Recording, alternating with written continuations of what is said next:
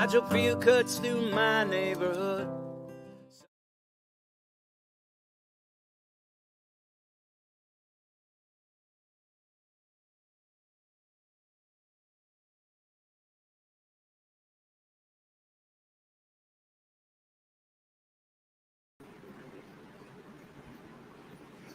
Can't hear you though. Oh, there we are. There we are. There we are. I muted it and then I totally be forgot. A bad one if I can't hear you. So how are you? I'm great. How are you? I always love your opening. I love seeing little Leo. He reminds me of my little buddy. The dogs, I swear, they get us through it. I don't know. And they're the ones that bring in the viewers too. Let's be honest. So everybody, welcome to Fearlessly Authentic. And I know, I'm so Lucky, excited. And this is Faran. You look great. I love your whole background and everything. You're nice and clean and lighting looks good. Got my new lights in today. This is just my plain gray wall in the back. I can pull my green screen down if need be, but yeah, I kind of finally figured it all out today. And I figured it all out watching this entire week. All of these law tubers doing the whole Johnny Depp Amber Heard case. Wow. Has that been interesting and fun to watch?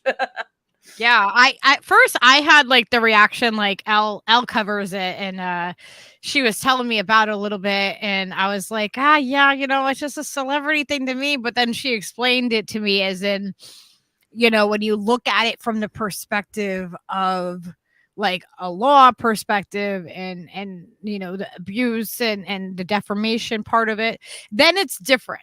Then you can look at it differently. I don't follow celebrities and I can honestly say I probably have not seen all the Pirates of the Caribbean. I know I haven't. No, neither have I. Yeah. Like the older movies, yeah, but I don't follow that stuff as much anymore as I've gotten older, The only reason that I'm kind of following this one is it's in Fairfax, Virginia, which I'm in DC, so it's just over the bridge. So it's right here. So we're used to as they say, politics is ugly celebrities, basically. Hollywood for ugly people is DC.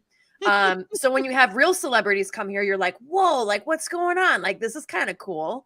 But the other thing though, too, that's interesting to watch it is that, and this is where I look at it from a journalist standpoint, is she writes this article in the Washington Post, obviously again here published. That's why it's in Virginia here. It's because it was published here in Virginia, in Fairfax, Virginia. And she doesn't mention his name, but it's implied. And normally in defamation cases, it's you have their name, it's said multiple times. But also in defamation suits, you have to prove, how much you've lost and all this stuff. So the fact that he's not named in this article, but he lost all these roles, lost millions of dollars. And again, celebrities boo-hoo. But it's just interesting to see from the standpoint of the journalism perspective. So I actually might start live streaming and just having regular normal people come in and watch the trial with me, because you have these lawyers that stream it and that's fun. But at the same time, you have a jury of 12 that's going to try this case. It's great to watch these lawyers stream it live and see what they're thinking and see what this objection means and what have you. But I think it's more interesting to see what us everyday people think, because we are that jury. So it's an idea in my brain. We'll see if it comes. Yeah, I mean, it is the jury. It's the court of public opinion. I mean, what's the public opinion? Let's bring the public in and see what their opinion is. I think that's interesting. Yeah, well, I would probably be more. I have been loving your podcast. I actually watched the other night your podcast with Hardlands Media, which actually I'm going to be contributing with them a lot more now, because that's my hometown of Chicago. And then also, of course, Steve Cutler live with Mom's Wholesome Videos and all that other stuff calling in. So it was a blast. What was it? Last Tuesday, was it? It was a random Tuesday. I think it was a random Tuesday. Yeah. So, but it's been a lot of fun though to watch and see you guys grow too. Yeah. I know we're kind of like a small little niche over here, just trying to have our little space in here, and it's fun though. I've been doing this for about I think it's 5 months now or something like that I've been doing the podcast. It's fun though. I enjoy it. I look forward to it. It keeps me sane, like, as sane as I possibly can be. And If you I'm realize that having there's a other bad people out there day, that feel the same way that you do too. It's just that you have the voice and you have the guts to go out there and put it out there. A lot of people don't. yeah, well, I never intended on doing like a podcast, like ever in my life. Like, I just wanted to like come on and bitch, but okay. I want to see who's in the chat with us, and we're only a few minutes in, so we'll see. We'll see who's joined us so far. Let's see. We have Cirrus in the house. Oh, and Little is suggesting something that we watch, and we get stoned when we watch it. And I like to wrench everybody in our chats. If somebody doesn't have a wrench, let me know, guys, because I like to wrench everybody. Give everybody the equal access to put the links and to be able to say what you want. It protects, like, you from the YouTube censorship and having to have everything approved. Like, I mean, certain people will come in and they'll put emojis in and like positive, like, hey, like and share in certain chats, and you have to approve them. Like, it's ridiculous. It's absolutely ridiculous. Oh, the wonderful ways of social media. And I'm gonna blast this out like, we're live now, folks. Come join us. I want to get Lucky Burrito up to, like, what you said you wanted 500. Yeah, we're trying to get 500 subscribers at least. I'm gonna get you up there. We're gonna try. We're trying. I 271. Well, at the beginning, like after my very first show that I did, they removed like 30 people from me, like that, like we're all fam and everybody. Like I was trying to get a certain amount so that I could stream. Like you have to have like, I think 100 subscribers or something to be able to stream, like not on to live stream, not from a computer. Like I wanted to be able to do it from my tablet or whatever. And that's not considered to be like the same thing. Like there's all these weird constraints that you have with YouTube. Yeah. So you have to like have so many people to be able to do this, do that. And like you have to jump through fire and then do a happy dance. And then, it's so annoying. And it's so funny. I saw a tweet today and I was like, damn, this tweet is right on. They were like, if you could go back to what year on the internet, like what year would you pick? And the person was like, I would for sure pick 2011. It was when YouTube was for everybody. It was when Twitter and all that stuff was for everybody. Facebook, same thing. And I'm like, oh yeah, that's all before 2016. But yeah, it's one of those things where, it was so young and wild and free. And it was truly the wild, wild west of the internet. Now, it just sucks. It does. The censorship is awful. Like they came after me after one show. Like I was like this, like, just crickety, like awkward in front of the camera, like just sitting there, like trying to like express like we want to talk about the truth and like use critical thinking skills and mutual aid for our community and just be here for each other. And like really, a really basic intro, and they shadow banned me. They came and they found me. YouTube found me on Twitter, and they removed like 30 people from me. And in one night, they came and took like 30 people. I'm like, and like just starting out, it's like, whoa, you already have a stranglehold on like the algorithm. Like they don't like smaller channels. They don't like it if you're a small channel starting out. Like it is hard to get into,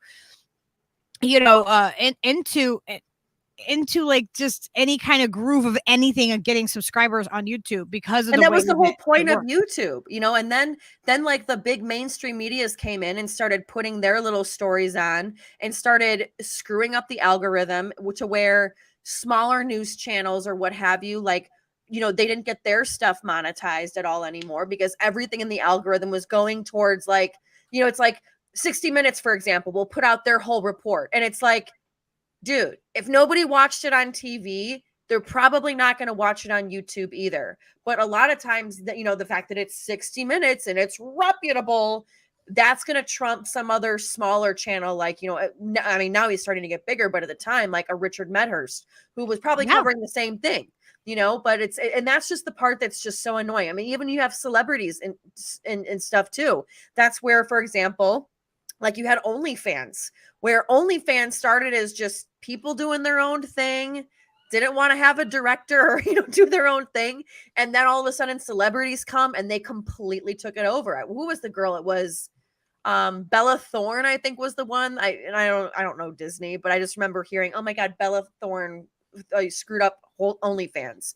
But again, it's just, once these bigger names come in, it's like, you already have the clout. You already have the followers. This is for other people to have an equal voice, but God forbid we have an equal voice in this country.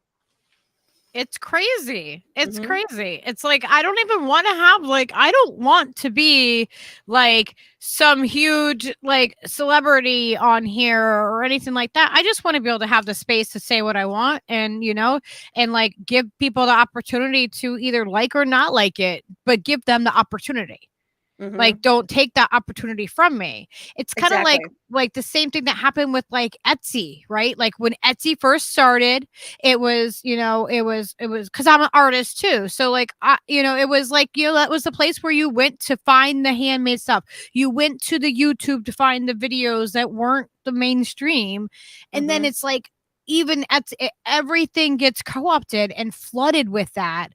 And then it's like, and then it just sucks. It sucks the air out of the room for anybody else just trying to start out, trying to just have a little space in it, not even trying to be the biggest space. Yeah, you know, that's like, where I will say, you know, I love seeing a lot of those younger or like the little smaller YouTubers where they know how to do the hashtags and they have like 30 different hashtags because they're trying to get into the algorithm and stuff. And I mean, I love the hustle. But yeah, it's really tough for them. And that's where, you know, they have to start out doing stupid videos to what we would consider stupid or more mainstream, as we'd probably call it, because it's like, hey, I gotta start with like being a yes person until it's okay to be like an anti-mainstream person. And that's the sad part.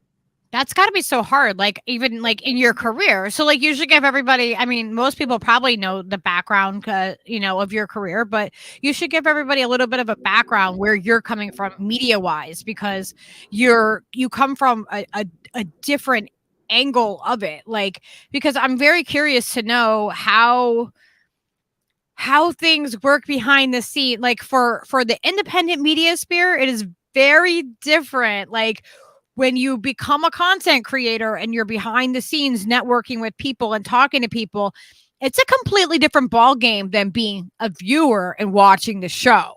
Right. It is, there's a whole nother thing that happens behind the scenes. Now, do you find that that's like similar within your, you know, within like the larger network? Like, you know, it's so interesting because I've come from all facets of news. You know, I first started out in local news. I was a college graduate, majored in journalism from Purdue University. And then I went on my first job market. I had a stint where I danced for the Bulls, for the Chicago Bulls, 6-time championship, by the way. But Michael Jordan forever, but you know, who's counting? But no, so then after I took a job as a reporter in Rockford, Illinois, which is about 90 miles west of Chicago. And I found out after I moved there, it was the 9th most dangerous city. So I was literally like a homicide chaser, where every single time there was a shooting or something. Here, when I graduated, normally in the news at that point, I kind of came into the business during a transition phase where, like any other industry, the pay starts to go down and the amount of work you have to do starts to go up. So normally in the news, in your local news, you would have like a reporter, a camera guy, and a sound guy in the live truck, and it would be like the 3 of you together. When I entered the business, it was me, a camera, setting up my live shots by myself, 2:00 in the morning on the west side of Rockford, outside of where a shooting just happened. I mean, my mom, I feel for her, because I feel like I gave her all of her gray hair during that time, because it was just, you know, and I'm a young 22-year-old kid covering this crazy gang-ridden stuff just outside of Chicago. Then after I was in South Bend, Indiana, where I covered the two. Oh my God, Mayor Pete. The two runnings of Mayor Pete. So I know all of the background about the racist police tapes that he got under federal seal. He got them federally sealed, so that can't ever come out. God forbid if those came out, you would not see him running for president, folks. And I even called it, not to toot my own horn, but beep, beep. I called him running for president back in 2014. I was like, this guy's going to run for president one day. And they were like, no, why do you say that? And I was like, look, he's a Rhodes Scholar. He's in the Navy. He's all about being, and change and being a Democrat. Who does that sound like? Oh, a new gay JFK. That's who that sounds like. JFK, Rhodes Scholar, was in the Navy. I mean, he was going through the checklist of becoming a president. Then after, so I was the main anchor for Fox in South Bend. Then I went down to El Paso, Texas, when Beto O'Rourke decided to run for Senate. So I covered his whole campaign. And then now, as you know, he's running for governor. Then I was up in Grand Rapids, Michigan, dealing with Justin Amash, who was the one Republican turned independent who went against Trump during the insurrection stuff.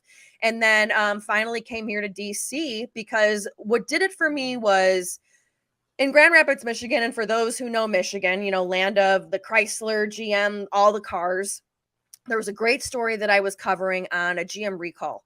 And it was about the gas pedal sticking and how, like, when they would push down on the brake, it would stick. So you would basically be driving to your death, and it wouldn't pop back up.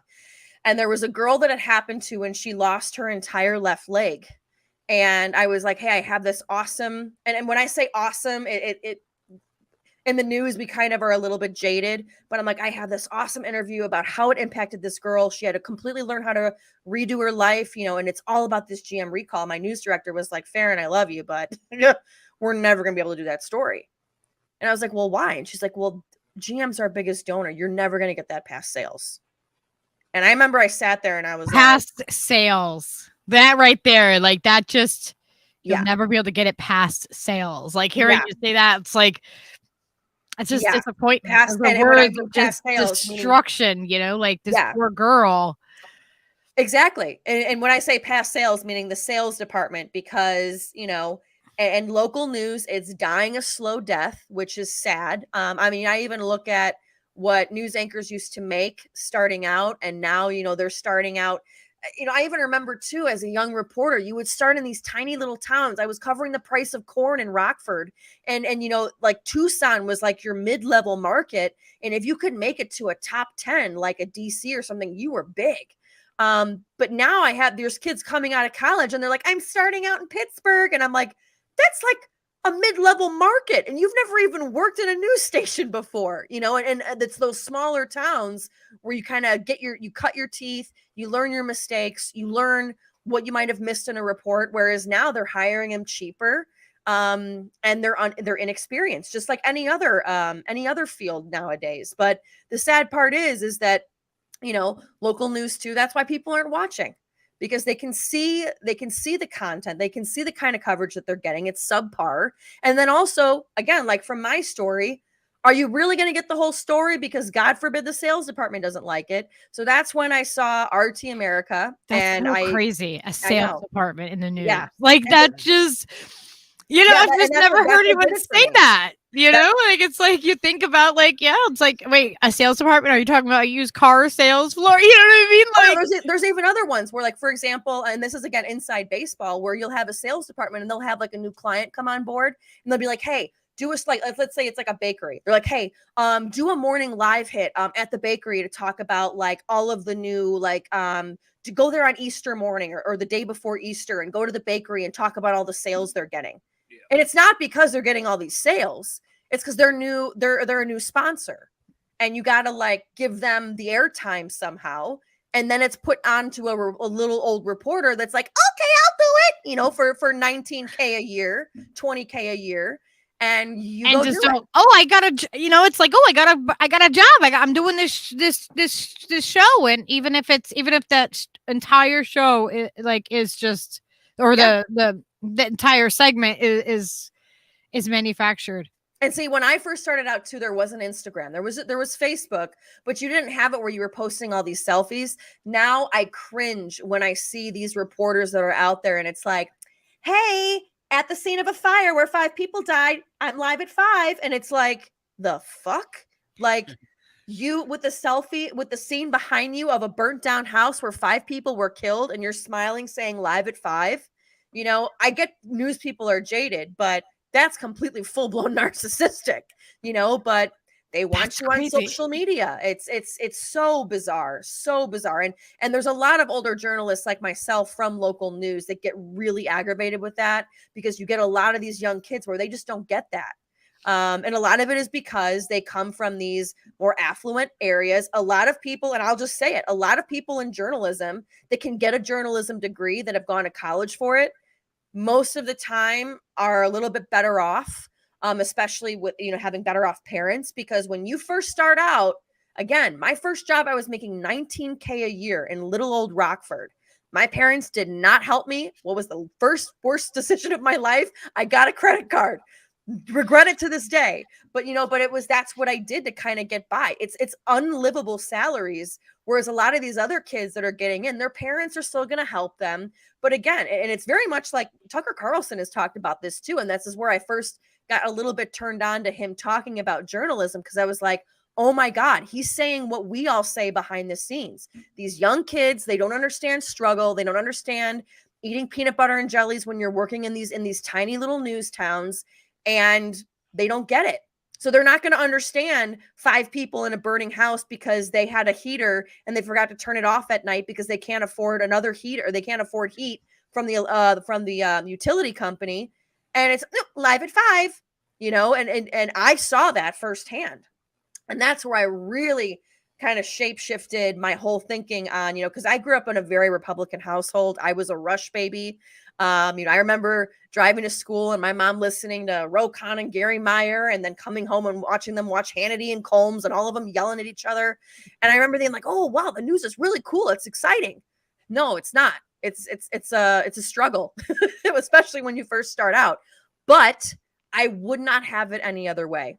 I would not have it any other way. And that's where I think that a lot of people don't understand that journalism is a struggle and it's not a popularity contest. I remember the first thing when I went out to go get, as we call MOS, man on the street, of like, hey, how do you feel about Mayor so-and-so and blah, blah, blah, blah, blah. And they were like, get away from me. We hate you. And I was like, you don't like me? But I'm on TV. They do not like you. They do not like you.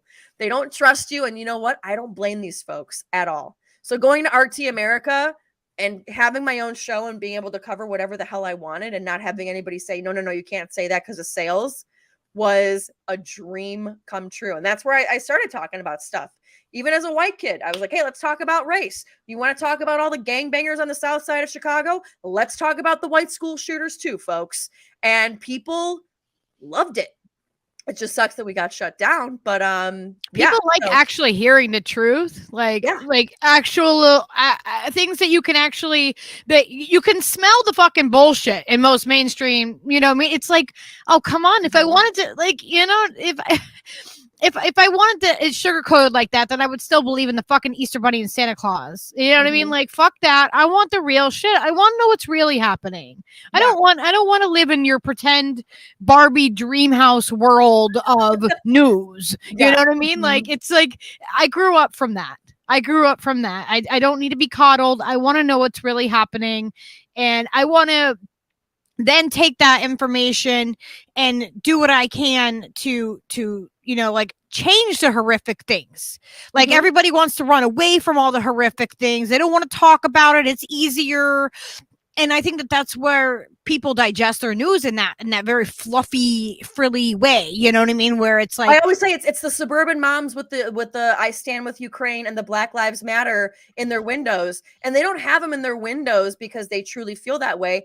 They have the I stand with Ukraine because they want to feel in with the in crowd. And they also have the I stand with Black Lives Matters because they don't want to get robbed or have their house broken into.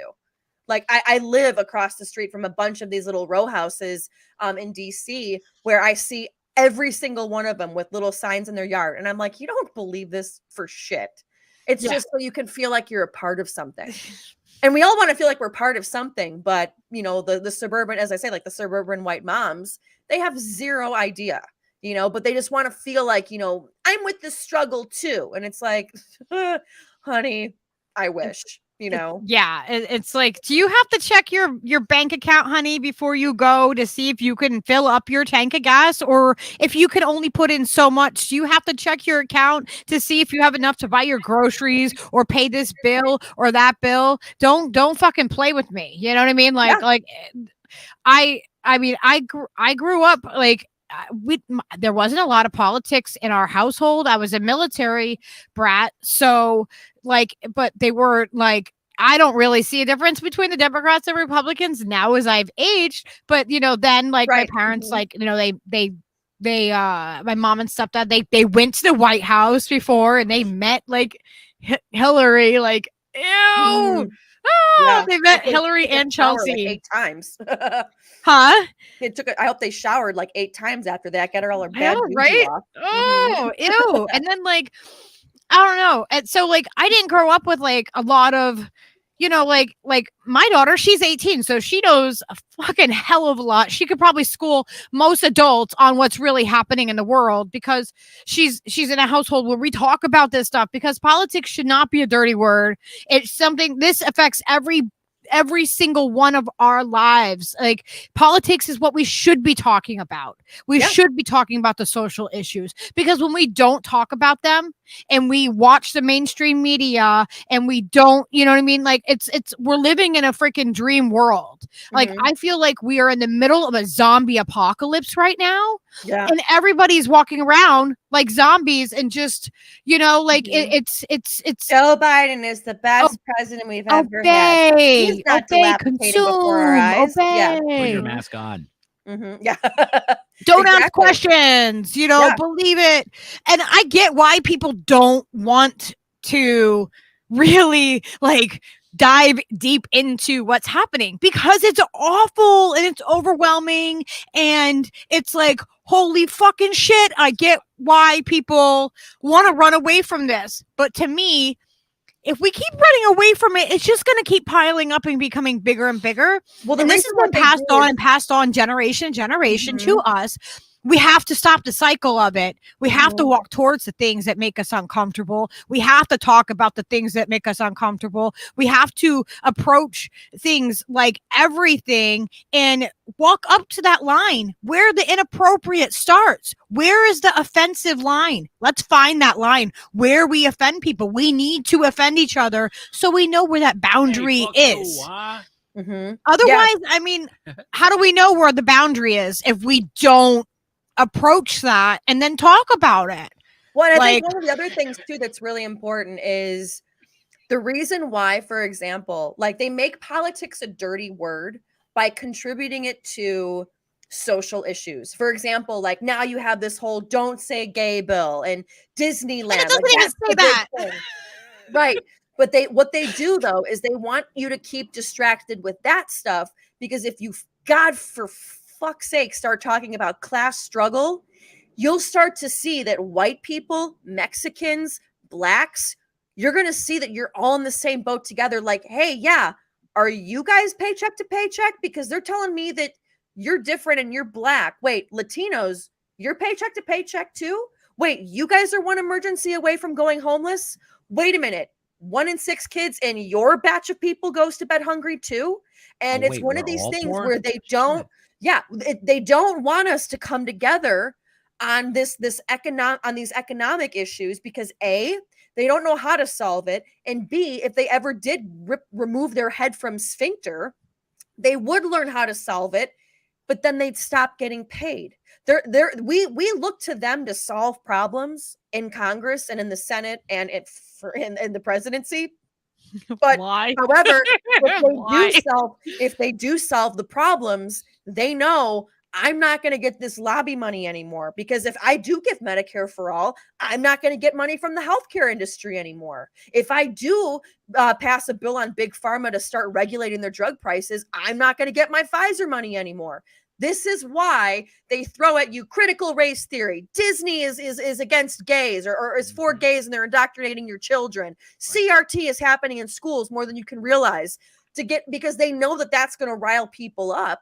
And I look at it and I'm like, y'all are stupid. You're falling for it. And they're literally like a carrot on a stick acting like they're going to do something for you. And we've been fighting over these issues since I was a kid and I'm 35. You know, I even remember hearing all this Medicare for all crap. I've heard the same thing since when Obama back in 2008. Folks, we're almost 20 years from that now. And in 4 years or in 6 years, it'll be 20 years from that. And we're going to hear the same thing over and over. You know, and I don't know if you saw Joe Biden today. Oh, yeah, we're going to help to relieve student debt. And he legit says to all of you, like, hey, fuckers, I completely played you while I'm also like kind of like not even with it. Oh yeah, we are getting duped by a man that doesn't even know which way he's supposed to go off of a stage, which end is up, or if he shit himself, because he always looks like he's just shit himself, and he's like blaming it on the dog. Like I swear that's the look he always has on his face. That man is playing everybody. And that man is. He says, I'm going to give 33 billion. I want Congress to give 33 billion over to Ukraine, and then looks at you at the same time and says, but I'm not going to give $50,000 student loan forgiveness. And that's not a weird Freemason thing, $33 billion. Yeah, like the 33. How come that number keeps coming up? It's, you know, 3303 fucking three.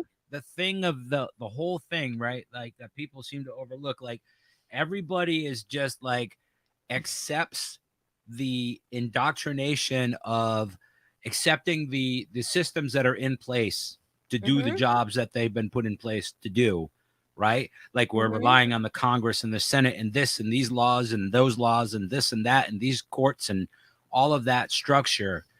All of it is corrupted. Every single fucking bit of it. So why should we try to fucking hold up those structures at all?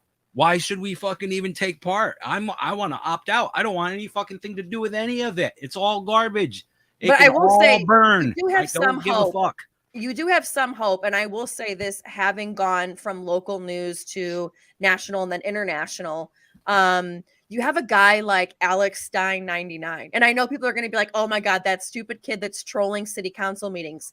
However, the biggest change happens in your local government. I remember I went home over Christmas and I'm looking and my mom's like, oh yeah, we have this new police chief that's coming in. And I was like, oh, what's his name? And I start looking him up.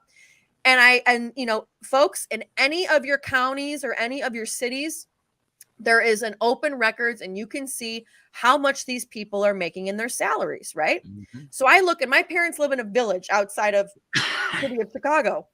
And I'm looking and I'm like, Mom, do you realize that the police chief is making $383,000 a year? Jesus, and she goes, stop it, Faran. I don't want to get into politics. And I'm like, Mom, he's got a $20,000 phone stipend and a $40,000 clothing stipend.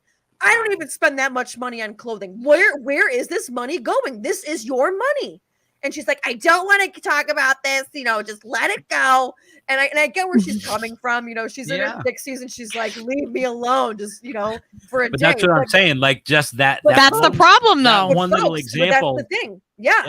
But it's the younger folks like Alex Stein, where he goes to these city council meetings and he's like, yeah, all of you, I'm going to expose all of your dirty laundry. I'm going to show who's a crook, who's this, who's that. And then he says, like, you guys work for me, bucko. It's not the other way around. I voted you in, but you work for me. And I feel like people need to get more of that gusto. He's got the right idea. If you're gonna be a part of the system and use those things, right? I have no faith in them whatsoever. I think they all need to fucking come crashing down. They just harbor all kinds of predators and just really fucked up shit inherently. Like the more you learn, you're like, the more you're like, oh my God. You see how it was built to hide these people and give them opportunity to fucking abuse your children, and all these things are fucking reality. So I don't have any faith in it. But if you're gonna be a part of it, and also be part of its undoing and trying to uncorrupt it, I think that's a noble thing to do, certainly. And fucking hats off to Alex, for doing that. Absolutely. I mean, if you can be subversive and exist in the system, then fucking at least you can do that. You know what I mean? Yeah, That's and what there's I'm and there's a saying. method to his madness too. Yeah. He's going overboard because and notice like there was a couple of cities like he went to like McKinney, Texas and stuff, and they then lowered the free speech time to go up in front of the city council to only 3 minutes, and he was like, oh, very interesting. But he's going overboard with it because he wants it to where, hey, folks, I went freaking apeshit in front of the city council. At least I've gone far enough. You shouldn't feel bad now going like I brought the Doing line at up least here. a little bit. Yeah, can go I here. went all crazy. So you could Yeah. at least come in and I brought the line up. at this Yeah. level. Come on. I mean, come on, meet me in the middle here. Right, I kicked the Exactly. door open, so come Exactly. on, You know? Yeah, You like know? I would totally do that. Like I would be like, Steve, you have to go in there wearing a unicorn freaking wig. You just have to. I You would have do to that. raise that bar all the way Go to up. City council and So- Yeah. politicians with my rainbow. Yeah, exactly. You know, but what I love though, like I said, is he did his research on the Mesquite City Council and found out that the city manager of Mesquite had been in an embezzling fraud case in Dallas.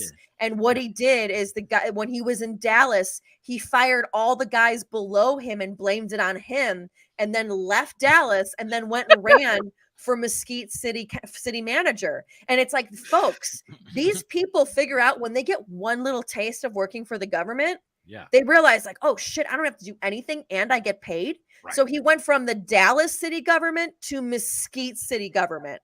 Like, And then they they're get like gonna bounce around. Fantastic. It's like what they do with pedophile priests, how they move them Yeah. around all over the place. yeah. They're oh yeah, the same thing. it's insane. It's the same thing we they do have- with fucking with college coaches. It's the same thing Yes. they do all over the fucking military. It's the same. They get a that's what I'm little saying. taste Those of that forbidden structures fruit, of and then those boom. institutions are fucking corrupted with these fucking filthy douchebags that shouldn't have such opportunity to prey on our fucking children. At least Mhm. just that one thing, that one aspect of how grimy it is, you know. Oh, I should tell you guys a story because I did a So whole gnarly. investigation down in El Paso about that. 'Cause I'm a Catholic. I grew up. I went to Catholic school my entire life. Mhm. So, and this is Now, what's are you really- still a Catholic? Like an active, like this is your faith not Catholic? active? I've slowly worked my way back into the church in the sense of I went to Ash Wednesday this year for the first time in a long time, and it was because of a lot of this. Mhm. So, when I was in El Paso, during that time, the movie Spotlight came out. And it's one of my favorite movies. If you guys haven't seen it, it's about how the Boston Globe completely breaks down an entire pedophilic priest ring that's going on, and how they put him in halfway houses and then move him around to different districts and what have you. Yeah, I've seen So that. at the end of the movie, they show all of these cities where they've also found priests that have molested children as well. And on the list was El Paso, Texas. And I'm like, oh, wow, that's interesting. So I started looking it up because as a journalist, that's what you do. You just start asking questions. And that's how I was as a kid. I was always, why? Again, gave my mother Get gray you in hairs. trouble. Yeah, gave my mom gray hairs very prematurely. But so I look it up and then I see, there's all these priests in El Paso, and I'm like, holy shit, this is crazy. Well, then I'm with a buddy of mine, who was this former heavyweight boxer, and I'm helping him, because in my next life I'll have an HGTV show where I redo rooms and houses. And I was helping him paint, and we're unloading like stuff from his car, and we got new like plants and stuff. We had a fun trip to Home Depot, and we're unloading stuff, and he waves to the guy across the street, and because it's a house, and we're in this really nice affluent neighborhood. And I was like, oh, who's that? And he goes, actually, he's a priest. And I was like, oh, no way. And he goes, yeah. He goes, and I was like, when did he move in? And he goes, they moved in about maybe 6 weeks ago. And I was like, oh. And I was like, who lived there before him? And he goes, actually, another priest lived there before him. And I go, how long was he there? And he goes, Mhm. I don't know, maybe like 6 months. And I'm like, do you realize that you live across the street from a freaking halfway house for pedophilic priests? That's what they do. Yep. That's what they do. And there's a scene in Spotlight where they figure this out.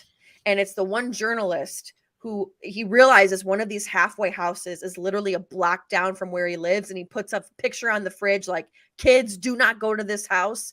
But that's what they do. I mean, there's a million documentaries on it, but there was one specifically from the Catholic Church where it was a priest in Ireland, known pedophile, started in Lo-Fi, California. Then they moved him to Sacramento. I mean, it was like a little triangle, and it was over, I think it was 150 kids molested by this one guy. Jeez. And anytime they would go to Rome, like a bunch of them got together, went to Rome. The Pope refused to see him.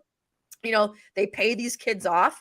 But the problem is, and I've interviewed a lot of these people. Oh, so that back to my point. So then I'm looking at El Paso, and I'm like, wait a minute. Let's look at the different priests that have been here, right? Find out many of those priests back in the 90s and early 2000s came from Boston. Yeah. And they would set up shop in El Paso for a little bit and then be sent off somewhere else. Why do you think they put them in El Paso? Less regulation. There's probably half as those less. What are the top 3 nationalities that are the most Catholic? Oh, Spanish. Well, you hit it there. El Paso, for those that don't know, it's right on the border of Mexico, New Mexico, and it's the far little corner of Texas. But you have Spanish, Irish, and Italians, and then you have Polish too. But here it's all Spanish. I mean, everybody down there speaks half Spanish, half English. Right. They're never going to question their priests. They're never going to look at their kids and say, "What did you say Father so and so did to you?" And this is in the early 2000s. Oh my God. Boston to El Paso and then wherever else. And just when I was ready to go full force with this investigation, yeah, then they let me go. Wow. Mm-hmm. So, and then that's when I got my job too in Grand Rapids. But yeah, it's so interesting when you see a lot of this stuff, and yeah, it is what it is. Fucking crazy, but man. that's journalism. It's asking questions, digging to the root of shit, and you don't see that anymore. You're not going to get that with these young kids, because not only that, they're not going to give them the time to go. I mean, for example, if you look at your local news stations right now, how many of them have an investigative team, like a full investigative unit where all they do is just investigate stuff? They're not on the news every day. You know, in your bigger cities, you might see it, but you're not going to see it as much as you should in your smaller or your local cities. And that's the sad part. That's the sad part, is they almost want journalists to be bad, and they'll pay them shit so that nothing gets found out. Right, of course. Mm-hmm. It just feeds the system. That's what I mean by those systems being corrupt. How do you feel about this? Like, I read a headline, 1 billion people have been hung up at the border, the southern border of the United States. Like they've come like to the border trying to seek, refuge. In the last 5 years, 1 billion people. How long does the fucking line have to be to have to reach that? That's such a grand number. Like, what the fuck? Mm-hmm. 1 billion people. I mean, I've been to fucking, big concerts and stuff with 100,000 people. I can put my head around what 1 billion people looks like. That's a fucking vast amount of people. Would take up so much space. I mean, I'm trying to think, isn't China like 3.3 billion?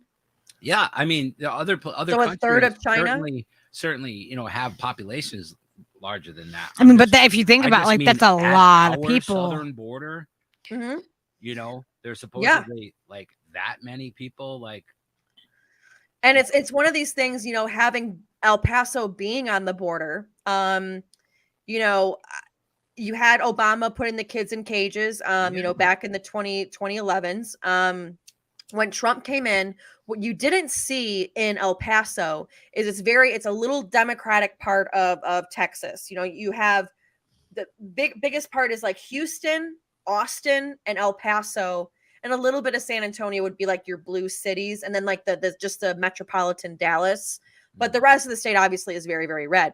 Right. But El Paso, though, since Trump kind of ran on a populist message under a Republican, you had a lot of closet people in El Paso that were so grateful that Trump was putting a stop on that border, because El Paso is where they see all of it first.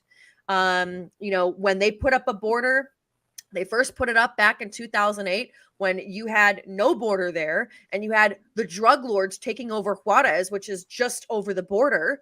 And you had people, you know, if you see the movie like Sicario, where they walk in and you see the people hanging from like the bridges and stuff. I mean, that was happening daily. And once they put that border up, they were able to figure out, you know, okay, hey, this is going to help. You had you had one of the trains that ran along the border, and the drug lords in Juarez were going over, robbing the trains, running over to the U.S. side, and then running back. I mean, it was a Wild West town basically with no border there. But now it's one of those things where I had a lot of friends that worked in Border Patrol, and I asked them, hey, you were under Obama, you were under Trump, now you're under Biden. Who was the one, you know, that kind of helped you out the most? And they were like, for sure, Trump. And I was like, well, why? And they were like, well, he would let us actually implement what we needed to do. We know what we have to do, and he would let us do what we had to do. He didn't come in and try to micromanage. He didn't have all this red tape. He goes, now with the Democrats back in, that they have all this red tape that we can and we can't do stuff. And they're like, we know what to do. We know how to process these people. It's not that we don't want to process them. We're going to process them anyway. But it's just that they hold up so much. And that's where you're seeing all of these drownings happening in the Rio Grande. I mean, and having, again, just lived down there, you see it firsthand. And what the thing is I remember, you know, hearing as a kid, you know, Republicans want less government and Democrats want everything controlled by the government. You know, in certain situations, you see it, especially when it comes to our border. The Democrats want full control over that kind of stuff. And it's like, yo, you got to let Texas deal with Texas on that, because they're on the front lines. If California wants to deal with it differently, then let California deal with it differently. That's why everybody's moving, you know? So it's just interesting though. In just all of this is, you know, you used to have so hard Democrats, hard Republicans, especially in 2016. And now you're seeing again, that Bernie fraction that feels screwed again.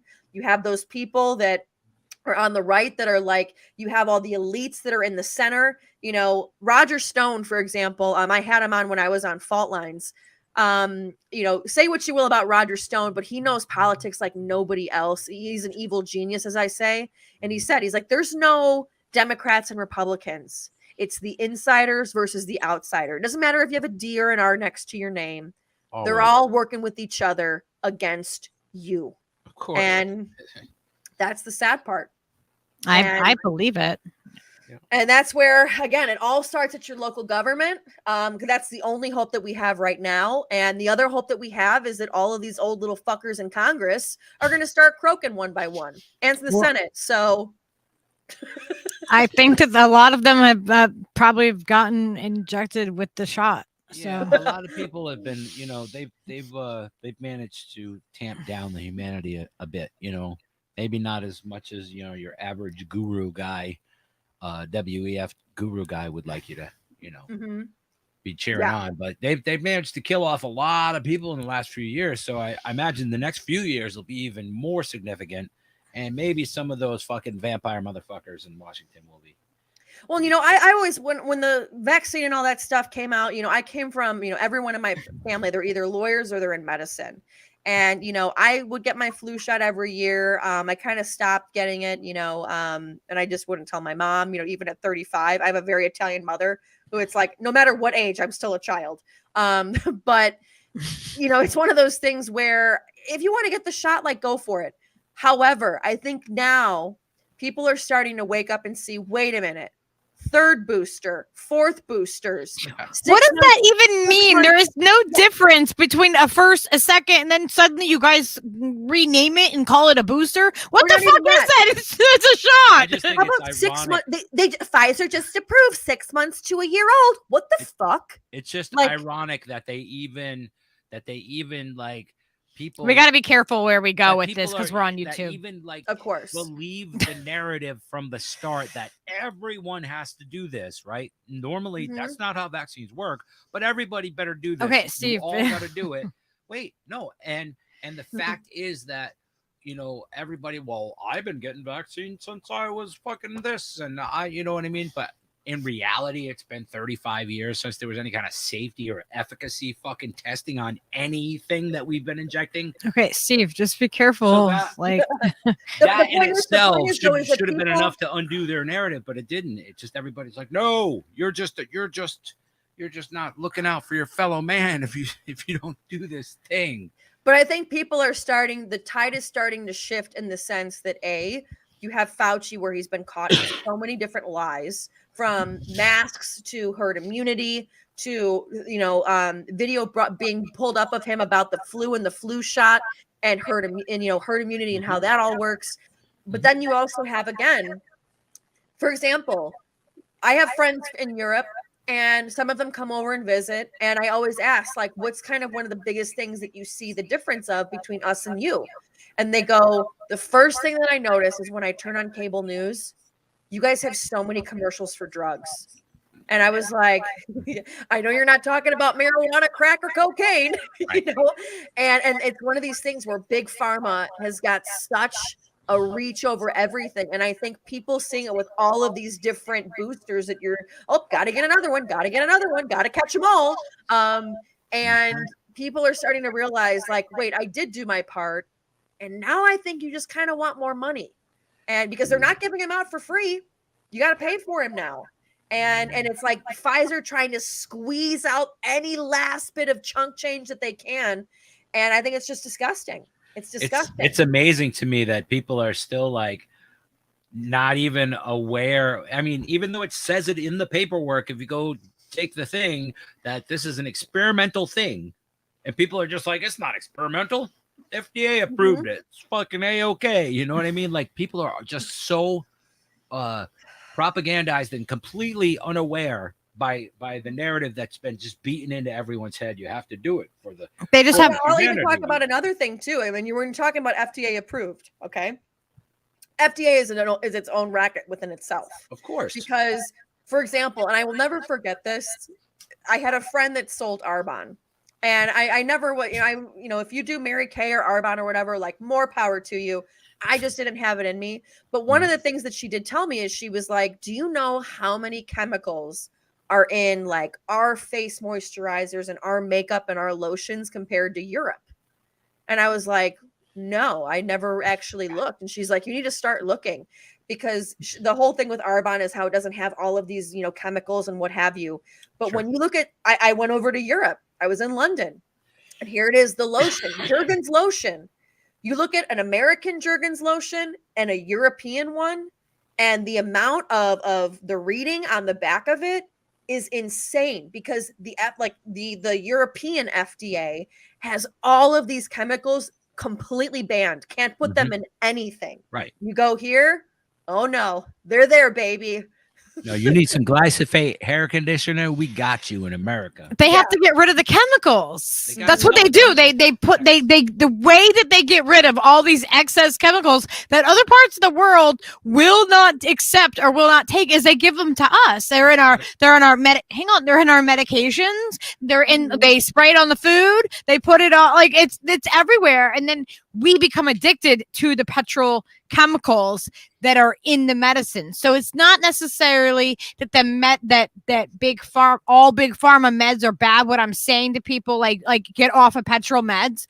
I'm saying that the meds that we are given are full of petrochemicals. It's not even the meds. You go to McDonald's, there's an ingredient in McDonald's that makes you want to keep eating it more and more and more. Besides the fact that it's just carbs and it's salty and then it's sweet. But, like, they've even shown that I can't remember, I think it was called Super Size Me, where he shows like there's actual chemicals in the food that are edible, but it keeps you like, it's like crack. McDonald's is crack. Yeah. I mean, it's good, but it's crack. Gives you cirrhosis of the liver if you eat it for, And it's expensive. Yeah. Like, I haven't eaten there in years. I can't imagine what it's like, now. I mean, like, I don't know. I don't even know the last time I set foot in a McDonald's. Like, but like, we don't eat that food, like, so it's like, but I can't imagine how much it is now. How much is it like to get like a non-real burger, like McDonald's. And Non-real like burger? I Well, think if it's you were to crazy get an all too. natural burger with no chemicals and like actual fresh vegetables and stuff, it'll probably be $25. But then you go get it at McDonald's, it's probably like $2. Or I mean, they have the dollar menu, and that's the Do other they thing. still have like, a dollar menu? Oh, I'm sure. oh yeah, even Burger King, all of them, and that's where like the whole dollar menu was geared towards the poor, and that's why like many poor people are very obese. I mean, there's a whole study on it where it's like, Well, hey, yeah, because it's because it's not really because of like you're literally you're malnourished. The American people are or the people that are living within this country. It's not that they're like just fat. It's literally that they are malnourished because they are not actually getting nutrition. Right. So that we our bodies like we store it, we get fat, and then we're swollen with it. Like everything is swollen with it. And I got attacked on Twitter, like what was it, just like the last couple weeks ago, because I was saying that people need to have like the thing to combat, like to help with everything that's happening is to get fresh air, get your sunlight, take your vitamins, exercise, eat as healthy, as organic as you can. And I'm promoting this, and I'm being called a eugenicist by healthcare workers on Twitter. And I'm like, are you kidding me? I'm like, no, I'm not saying. And I'm like, yeah, and get off and get off petrol like based meds, right? And there's a reason, like, folks, when you go to the supermarket, why all of the stuff that's not sprayed with chemicals is more expensive than the stuff that's not, and that's where, for example, like even like I was saying, like the McDonald's dollar menu, there's a whole marketing thing that they did. I mean, I come from Oak Brook, Illinois, which was the original world headquarters of McDonald's, and now they moved it to the city of Chicago. But all of my friends' parents, they were all McDonald's like CFOs and COOs and stuff. We actually used to get like McDonald's food days as kids where we could try like McDonald's tacos, McDonald's this. They would test out all this food on us. So Lord knows what the fuck is wrong with me after all that. But it's one of those things where they tested it out, and the dollar menu was geared towards poor people, thinking, oh my God, I'm going to save all this money. I get a burger, fries, all this for my 3 kids. And then they would say, like, instead of having somebody come in and be like, hey, if you go to the grocery store and spend this amount of money, instead of like what you just spent at McDonald's, you can spend that much and it'll last you an entire week and it's healthier, but you're not going to get that. You're going to get these big corporations. They know exactly how to use it, and they do it well. They do. It's just that the public is just when you have a poor society that's getting poorer and poorer, and you have minimum wage that's not going up at all, but the price of everything else is going up. Everybody else's heads are going to be in the sand, not that they don't want, like, not that they want to be there, but the fact that they're stuck there because, that was one of the biggest myths I remember hearing as a kid growing up in a Republican house, was that people were too lazy, and that, oh, why is it that, and I always used to remember hearing this, and maybe at the time it was right, but it was just, oh, your dad works really, really hard, and why should he pay for somebody who doesn't want to work hard? And it was, I always used to think about that. And I was like, yeah, like, why should dad pay for somebody that doesn't want to work hard? But now you're realizing, like, oh, wait a minute, hang on a second. These people are working 2 to 3 jobs with no health care because, God forbid, the company has them full time and pays for their health care. God forbid they have a 401k. And that's where I realized, oh my God, I was middle class. Now that middle class is gone. And what they did is they had the middle class hate the poor class and act like you're paying for them and they're so lazy. Meanwhile, the rich fat asses are like, ha, ha, ha, I got all the money, bitches. See ya. I'm off to my yacht. And that's where it's so sad. But, and I interview so many people, and many of them all say the same thing. They're like, I wasn't paying attention. I'm like, yep. That's why we are where we are right now. And it's like our generation, the younger generation, we're seeing it because it's bubbling up to that like fever pitch where this bubble is going to burst. And these old fogies, they're raking in as much money as you can. Dianne Feinstein Chuck Grassley is 82 years old, and there's no retirement plan for them. Like there isn't a retirement plan. Like they're just running at 82 years old. He's rerunning for what, you old bag of bones? Because they don't know anything else. Get any last chunk change they can get. I know, but why? What the fuck are they gonna like? What are they gonna do with it? Like, what are they going to do? Give it to their kids, get better health care, freeze themselves. Who knows? I mean, but like, at what point? At what point is enough for them? Like, because my gosh, I don't want to live in that way. Like, I really don't. Get a little dose of power, though. With many of these people, it's not even about the money anymore. It's they're addicted to the power. Dianne Feinstein can't even tell the difference between a sneeze and a wet fart at 83, and she's like, I'm gonna run again. And her and Joe Biden, it's like the competition for who is slurring their words the most. It's insanity, and it's insanity that people tolerate this. But then the media comes out and they're like, California is aging, which is why Dianne Feinstein is the perfect candidate to represent them. I'm like, are you fucking kidding me? Like, there's no retirement plan. The zombie apocalypse has no retirement plan. I don't know what the hell is happening, but they're just like, nope. We're gonna die on this floor of the house. You know, I mean, like, what the hell is going on? Well, I don't know if you saw Joe Biden today, but holy shit! I mean, I saw a short clip of him. I was like, this is like how my grandpa was the last days of his life, where he couldn't even tell us what hurt because he was that old, and it's just like, oh dear God, and who's gonna take it? Kamala,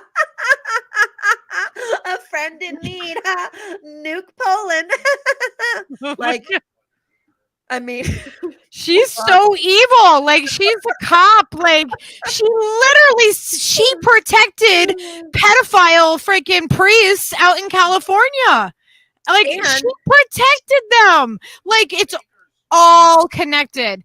And then, like, protected them. She threw black people in jail for weed and laughed about it. When asked on the Breakfast Club if she ever smoked weed. Yeah, I did. Meanwhile, giving black people the toughest sentences in the state of California for having weed on them. I mean, and talk about white privilege. Hunter Biden gets to go around and do whatever the fuck he wants. And that's okay. But if you smoked weed and you were in Joe Biden's cabinet, you got dismissed. What the hell? It's a plant. Can we please stop and realize that it's a plant? Like, a plant should not be able to be banned. They shouldn't be able to just go in and do that. It's insanity to me. The one thing that I always laugh at, because I had a conversation about this with my parents, because my parents were very, very anti-weed. And I told him, I was like, hey, how many people do you know have gotten in serious auto accidents while being high? And they couldn't say anything. And I was like, how many people do you know have had horrible episodes of either, aggression or assaulting somebody when they were high? And I was like, the answer is going to be very, very low, because alcohol is actually even more of a killer than weed. You can die from alcohol withdrawal. I've been there with friends. You can die from that. You don't die from that with weed. And I've gotten too high. Gotten too high. Oh yeah, but like heroin, for example, you can't die from weaning off of heroin, but you can die from weaning off of alcohol. So please tell me what's worse. I'm not saying that heroin's okay. I'm against heroin, obviously. Yeah, no. But I'm saying the fact that you can die, like you just said, weaning off of alcohol, but you can't from heroin. Like, alcohol, why aren't we banning that? And yet we have bars that people can drive to and go get trashed and then leave. Yeah. Yeah. Believe me. So I have, Steve, before all this happened, he used to actually do gigs out in the freaking public, before everything was freaking just destroyed. Killed music. Yeah, before they killed live music. So I have, my big van, I would be like, no, I will make sure, because I'm not a drinker, so I'd make sure I'd pile everybody in there. Good. I'd be like, listen, I'll get you home safe. I'll get you there, bring you back safe. I brought the people, like, and it was great because I didn't drink, so I would load up the van and I'd go and bring people to shows and we'd go and do our thing, and like I made sure everybody got home safe. But like the whole concept is like of bars is asinine. It's asinine. Yeah. And I think like back in the day too, that like it was like, hey, me, Timmy, and the boys, we're going to the bar to go sip some of the devil's juice. And then they get in their little Model T and then drive around and, oh no, we accidentally hit a bump in the road. Like, it's just like, okay. And then you get like, it keeps going up and up and up. And then like, for example, like in the state of Wisconsin, okay, you can have 8 OWIs, or as they call them, OWIs. You have your first one and it's like a slap on the wrist. The second one, third, and fourth, a slap on the wrist. The fifth one, you get your name in the paper. I mean, it's like, and then the eighth one, it's finally, you have to spend a week in jail. I mean, Wisconsin, if you want to go drink and drive, like, have at it, folks. But yeah, I mean, the concept of it, though, is just insane, like you said. That's crazy. Here in Connecticut, it's once and you're fucked. Twice and you're fucking done. You're paying $5,000 a year for insurance forever.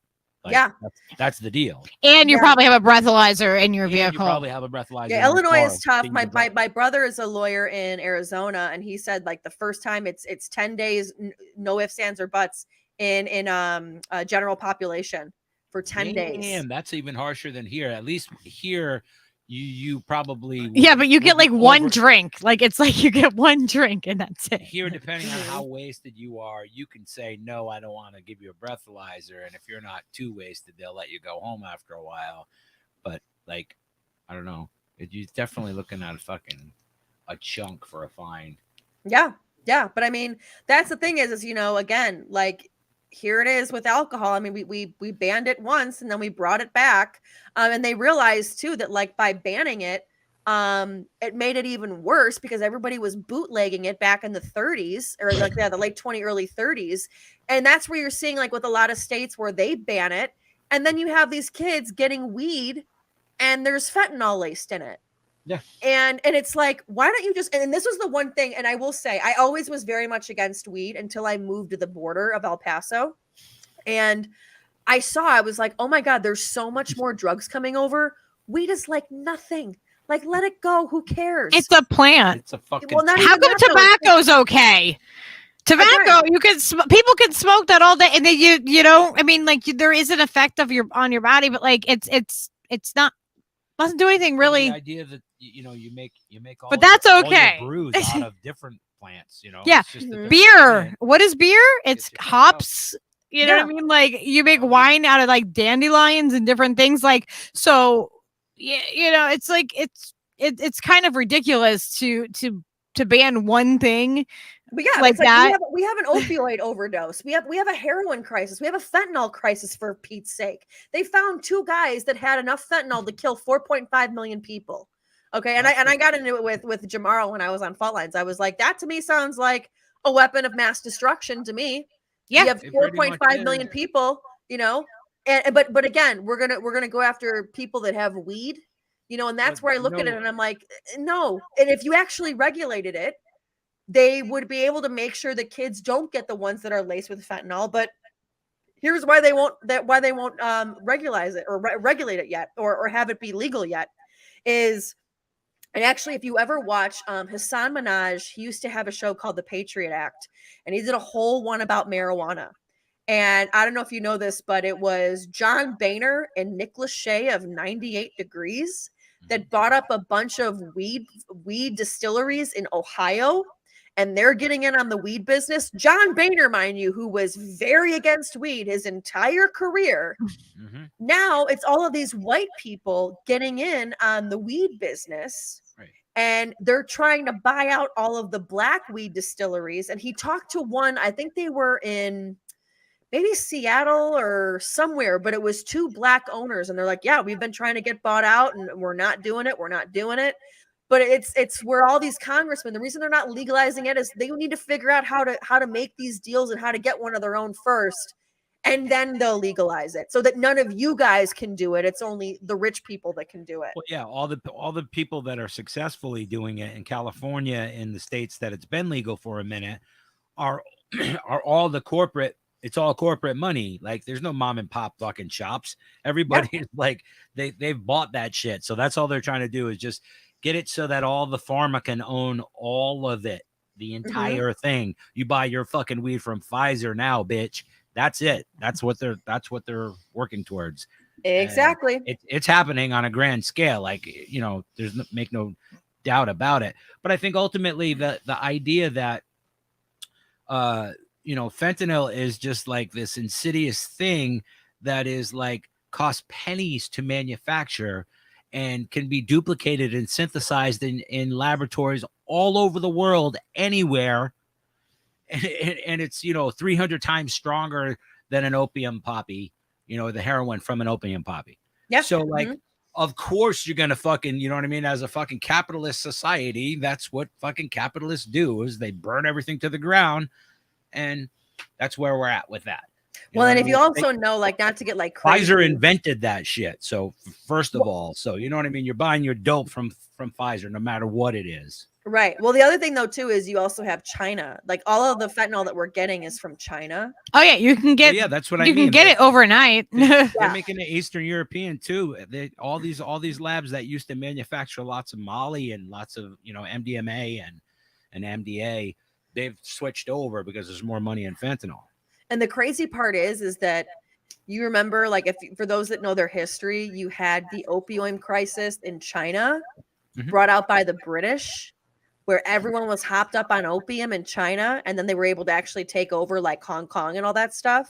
That's how they built the railroads, man. That's exactly the colonialist playbook. You know what I mean? Opium Is this payback? Has done this for millennia. You know? Is it payback?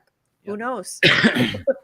Who knows? It's crazy. Like everyone's saying here, like the war on drugs needs to end, and the war on drugs is the war on the people. Yeah, like it's 100 years of criminalizing drug use. You know, that's really fucking gotten us far. Just turned us into a police state, the entire fucking planet. Yeah, and then they want everyone to snitch on everybody, and you know, it's like all that does is break down all the trust that anybody could have within your community. It just makes it so, like, you know, your neighbor is calling the cops on the neighbor instead of saying like, "Hey, are you okay? Is there anything I can help you with?" Like, you know, like. So I'm a little bit older than you. I'm going to be 42 in July, and Steve's older than me. So like, it's funny. We have like these different generational. What are you doing? That's my mouse. Like, what a minute here. Just took my mouse away from me. But so, like, you know, for me, I remember when, like, so you probably, when you went to school, they had like the DARE program all full force, right? Yeah.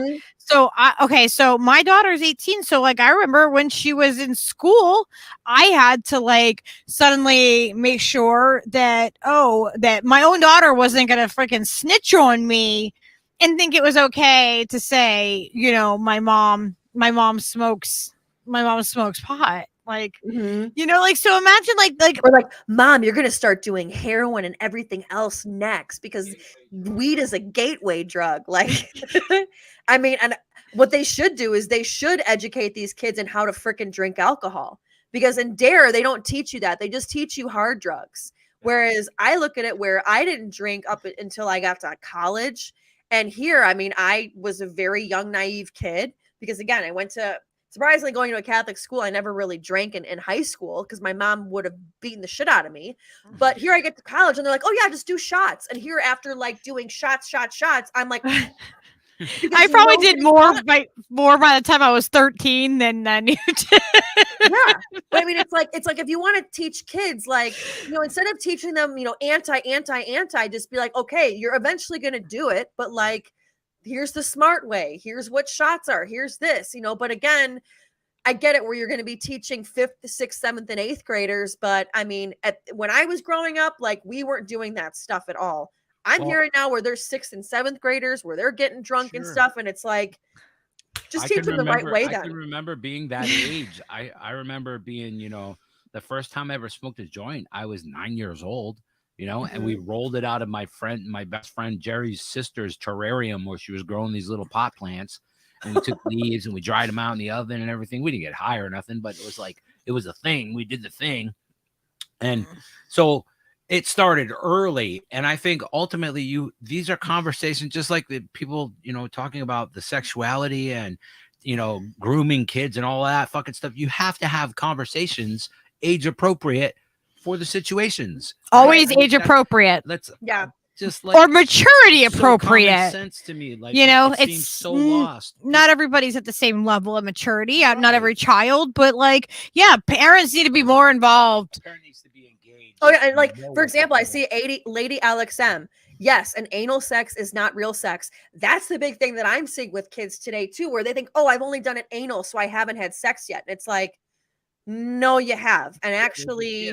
You're opening yourself up for a lot more diseases and a lot more stuff that's going to happen. Ultimately, it's informational based, like all of these things these troubles that people have with kids not being informed and things about drugs and the stigma associated with drug use and stuff. All of that should be on the fucking table and being discussed when it's like appropriate and time to discuss those things because right. Who else is going to do it? You expect your school is going to teach your children? No. Well, and let me tell you, I mean, before when I was in between my job in Grand Rapids and my job here in DC, I had nannied 2 kids. They were 8 and 10, and they were the smartest little kids I've ever, you know, known. But the point being is well, I thought they were the smartest kids. Then I meet their friends and I realize like kids see the world without the bullshit filter. They just see it for what it is. They're like, that looks messed up. And you kind of seem like you're off your rocker. Or, you know, so-and-so did this. Kids are very, very smart. They see it honestly. They see it honestly. And if they see you trying to bullshit or sugarcoat it, and they're like, well, so when a girl loves a boy, they do this. It's like, no, they're already talking about doing it in the butt or in the vagina. And you got to tell them that you can't do either, you know, like, and you just explain it like that. And these 2 kids loved me and the mom was like, why do they like you so much? And I was like, honestly, if I had to put my finger on it, I talk to them like they're my friends. Not that I like swear at them or swear with them or I teach them bad habits or anything. But when they ask me a question, like one of the kids, for example, you know, he's like, so-and-so called his sister a whore. And I go, do you know what that means? And he goes, well, no, but it's just a funny word. And I go, no, it's actually not a funny word, buddy. And you know, I'm explaining it to him and he's like, oh, okay. So then I see him at the pool with these kids and he's like, oh, you're a whore. And sure shit, the kid learned it from his older brother, had no idea because nobody told him what it meant or whatever. And then I see him, hey, don't use that word. That's a bad word. Do you know what that means? That's how it starts. You know, you're just honest with them. Because they can tell when you're bullshitting them or when you're trying to sugarcoat it and they don't have a bullshit filter. Truth, you know, and that's what I love about kids. Yeah, is the best. But at what age is it that you go from being a truthful kid that you're taught to tell the truth and all this and that, right? I mean, it's absolutely bullshit that we as parents teach our kids about Santa Claus and the fucking Easter Bunny. We fucking lie to them and indoctrinate them their whole fucking lives. Right? Like we tell them these fucking things their whole fucking lives. We lie to them. And then suddenly it's like, oh, I wonder why people grow up to be lying fucking adults and why the adults that tell the truth are the ones that are attacked. I wonder why. I mean, like it's insane. At what point is it that it switches from being honest and truthful and like, you know, and then suddenly it's like, boom, you're just, you know, you gotta lie to get by or whatever. I don't know. I'm allergic to like, I don't like lying. I like the truth. I just fucking, it's not it's not pretty. Okay. It's not fucking pretty. I get it, people. People don't like it because it's not pretty. It's not, but you know, it is what it is. You know, and I will say, like, my parents, I'm one of 6 kids, and we were raised very much like my dad has no filter. You know, my mom has no filter, and I think a lot of it is because they grew up in, or they were in the medical field. My dad was a doctor, my mom was a nurse, and they've been in the emergency room. They've seen some shit, and when us kids would ask about something, they just had, you know, hey, this is how it is. This is what happens. You know, I will say though, I think there's a happy medium. Like, you know, for example, I remember learning that the Easter Bunny and Santa and stuff weren't real at 2nd grade because my older siblings were like, hey, it's not real. And I was like, oh my God, no. But then my mom was like, hey, don't tell your younger sister and brother because they still believe, you know. But then when it got to be like 9 or 10. Why do we do that? Well, I think it's just the innocence and the kids, you know, learn. However, but it's creepy. The other thing though, it's creepy as fuck. Is in school. No, I don't think it's creepy because they're young kids and they're innocent and it's like a fairy tale. Okay, the guy, they break in your house at night. They know what you're fucking doing, and if you're poor, fucking Santa doesn't fucking like you. It does have.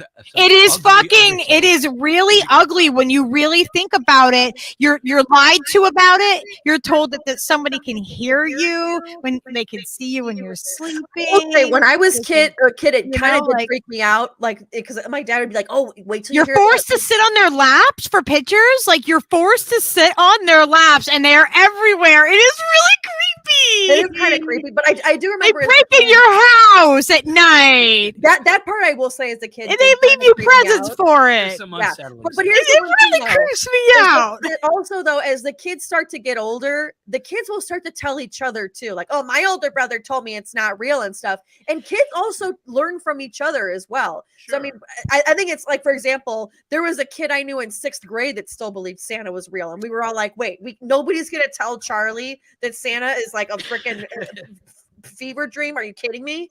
You know? Right. And that was where it was like, okay, that's creepy. You're 13, you know. But the other thing though too is that my parents, the way that they raised us is that no question was off limits. We could ask them anything. And here's where I will say where I learned very, very young. And I will never forget this moment. I was sitting, we were having breakfast before going to school, and everything Monica Lewinsky. And it was the blue dress. And again, I was like maybe 8 or 9. And everything was the blue dress and the Linda Tripp and all this stuff. That's why I watched like Impeachment or like the Affair. And I'm seeing all this stuff that I'm like, oh my God, that happened. Because I was just a kid. I didn't hear all the inside stuff, but I remember learning at 9 years old what the hell a blowjob was, right? Because everyone was, oh yeah, blowjob Monica and all of this stuff. And the media putting it out there. I feel so bad for Monica Lewinsky. Oh yeah. Like the label of owes her an apology. Mm-hmm. I'm so fucking over people acting as though it's okay to bring her, like, her name is permanently drugged through the mud.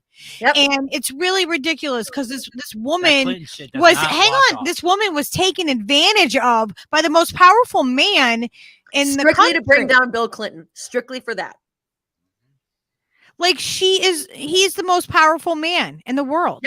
Yep. And the Republicans used her. They used Paula Jones. They used Juanita Broaddus. They used all of these women strictly to get Bill Clinton because they tried the whole Whitewater thing. That didn't work. So then they had to go through and use these women.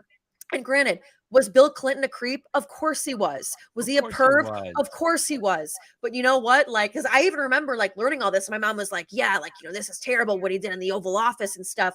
But when you go back and you watch it and you see through the eyes of Monica, you're like, not only screw these Republicans, screw these Democrats, especially like a Hillary Clinton. Oh yeah, absolutely. Oh my God. The Clintons themselves are like, okay, does anybody know like 32 suicided people in their lives? I mean, come on. Yeah, exactly. And if you watch impeachment on FX, that's where it starts. It starts with the one, the guy, the chief lawyer for Clinton, where he kills himself. I can't remember what his name was, but yeah, it was where he committed suicide. in Rock Creek Park up here in DC. I mean, it's just so interesting to watch it back now as an adult versus a kid going through it. But again, though, Well, yeah, like Seth Rich, like he got robbed. That was a big news story as a kid. I remember seeing and learning about stuff. And my mom was just like, yep, this is when a woman sucks on a man's pee-pee. And we're kind of like, ew, okay. And I remember we were all like, we're never doing that. Right. As kids.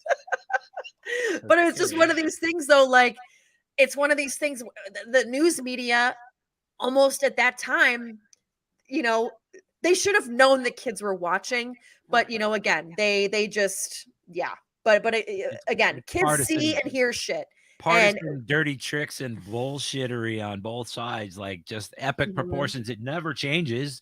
It's exactly the same thing as fucking trying to impeach Trump for 4 years, and just it's all the same fucking horse shit every cycle. Every cycle.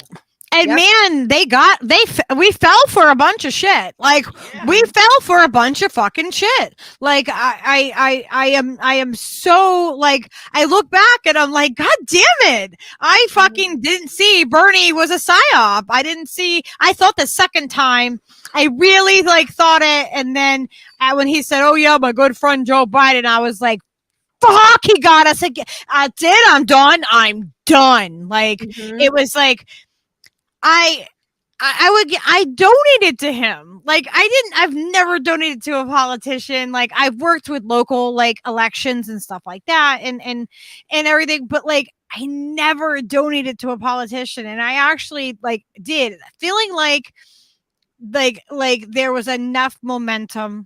Like this time, it felt really because of the people on the streets, because everything, it felt like we actually had the opportunity to have that revolution, that there was actually going to be a change. And he dropped us like a hot potato and said, yeah, fuck you. He really, and fucking heartbreaking. It's heartbreaking. Well, the other thing though, too, that I will say between him compared to Trump, and again, I'm not saying that Trump is just this wonderful guy, because he's got his own problems and whatever.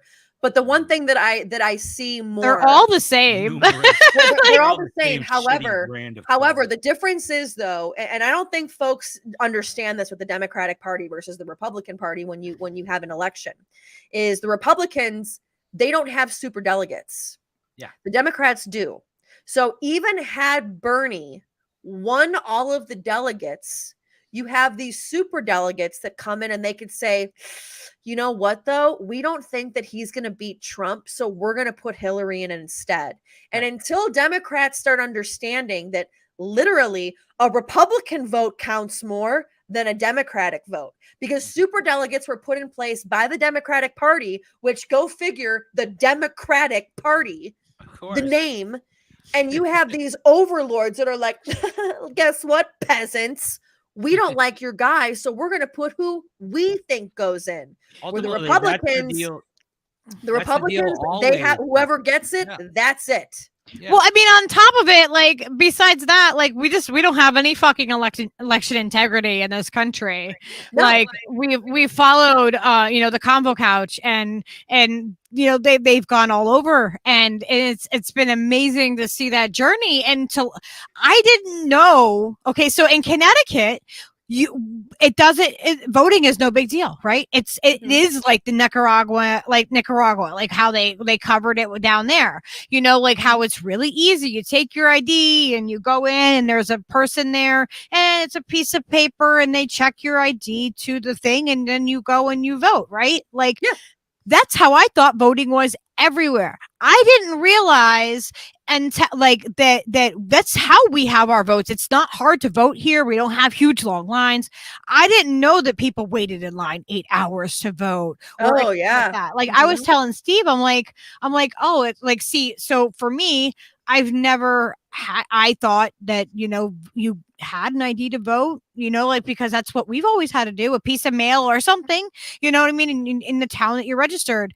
And, for us, it's like you go to the local school and there's no, there's no line ever. Like, it's like you might, like maybe 5 minutes or something, like it was always just this easy thing. So until I realized, like, how they covered it and how they covered the election integrity, I had no idea, like, in our bubble, how it is in our democratic state, which it didn't matter if we voted or not, because it was always, the delegates were always going to go to the Democrat. Like, it was just, that's the way that it's rigged. That's another thing people don't realize too, is it's like, it's you could go and vote, but then it's your overarching delegate that's going to choose who they want. So it's like, this is all an illusion to make you feel.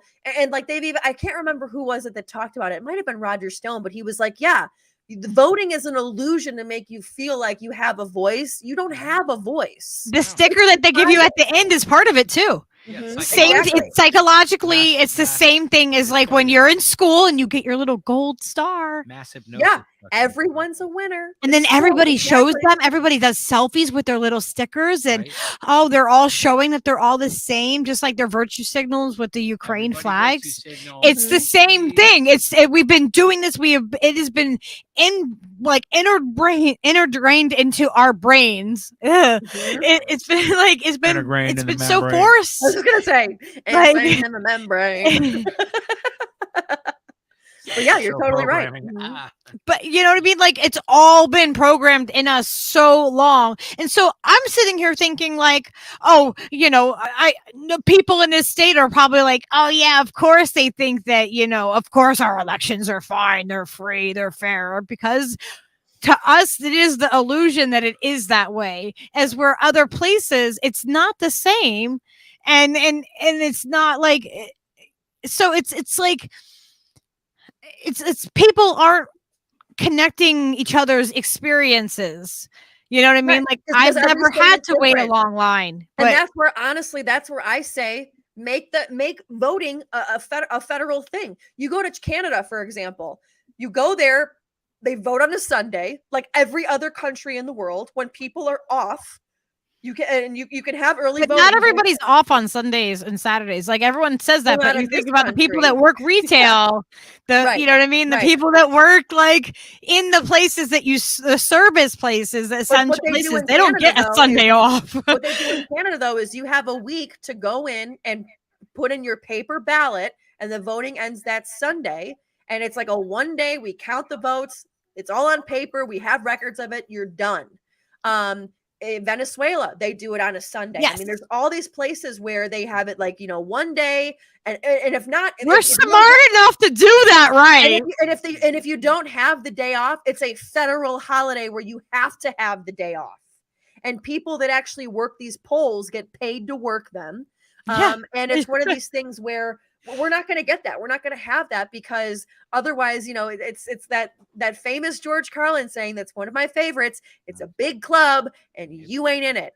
What Bernie should have done, because you know, if they would have removed the delegates for Trump on the Republican side, he would have sued them left, right, and center.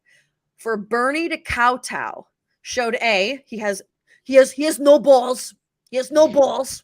I don't know why someone wants balls. Balls are sensitive. Balls are sensitive, but and they hang out with an asshole all day. He didn't have a vagina. He didn't have a vagina. Exactly. I didn't even know Elizabeth Warren had a vagina. But number two, I mean, it just goes to show how they're all so scared of the system. And what Bernie should have done is he said, nope, I'm suing him.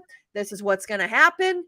And I don't care what happens. I don't care if I lose. He would have for sure then kept his Senate seat. I mean, people would have, it's like these guys think that no one's going to stand behind them. And it's like, how about you look at the people standing behind you more powerful than the actual lobbyists and the corporate Democrats that you're fighting against? Because they only have a tiny little amount of people behind them. People will go and march to the streets for you, Bernie, but he doesn't see it that way, because they're so inundated with corporate Democrats are the ones. He's not as clean as people think he is. All right. Like, so we live in Connecticut.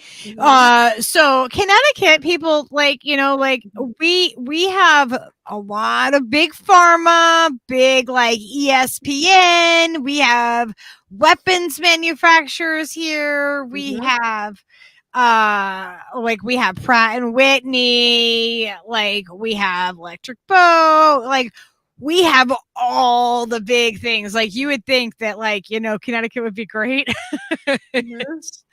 Oh yeah. Not like if you're closer to New York. See, we're on the Rhode Island side. Like we're in southeastern Connecticut, so we're closer to Rhode Island, you know, in the shore. And it is where it's a coffee talk where she's like, all right, I'm getting verklempt. Rhode Island is neither a road nor an island. Discuss amongst yourselves. I know our states are so small over here. Like, oh my gosh, we're in like the second smallest state ever. Like, and that's where I look at it, all of this, like, for example, with what's going on in Ukraine. And the United States has zero idea, like, how all of Europe is like, yo, can you like not the United States? Because we don't, like, for example, like if you were like the northeastern seaboard, that's like Europe, where you guys are so close, you guys are small, you can go through 3 states in a day. Like that's sometimes in some parts of Europe, that's how it is. And to have all of this stuff going on in Europe, and then just another 33, Joe 30030 33 billion to Ukraine. It's just like, Jesus Christ. It's just the Masons, man. The 33. It's the freaking Masons. And again, I love how they find all of this money. How the fuck does it? I love how they just print it off.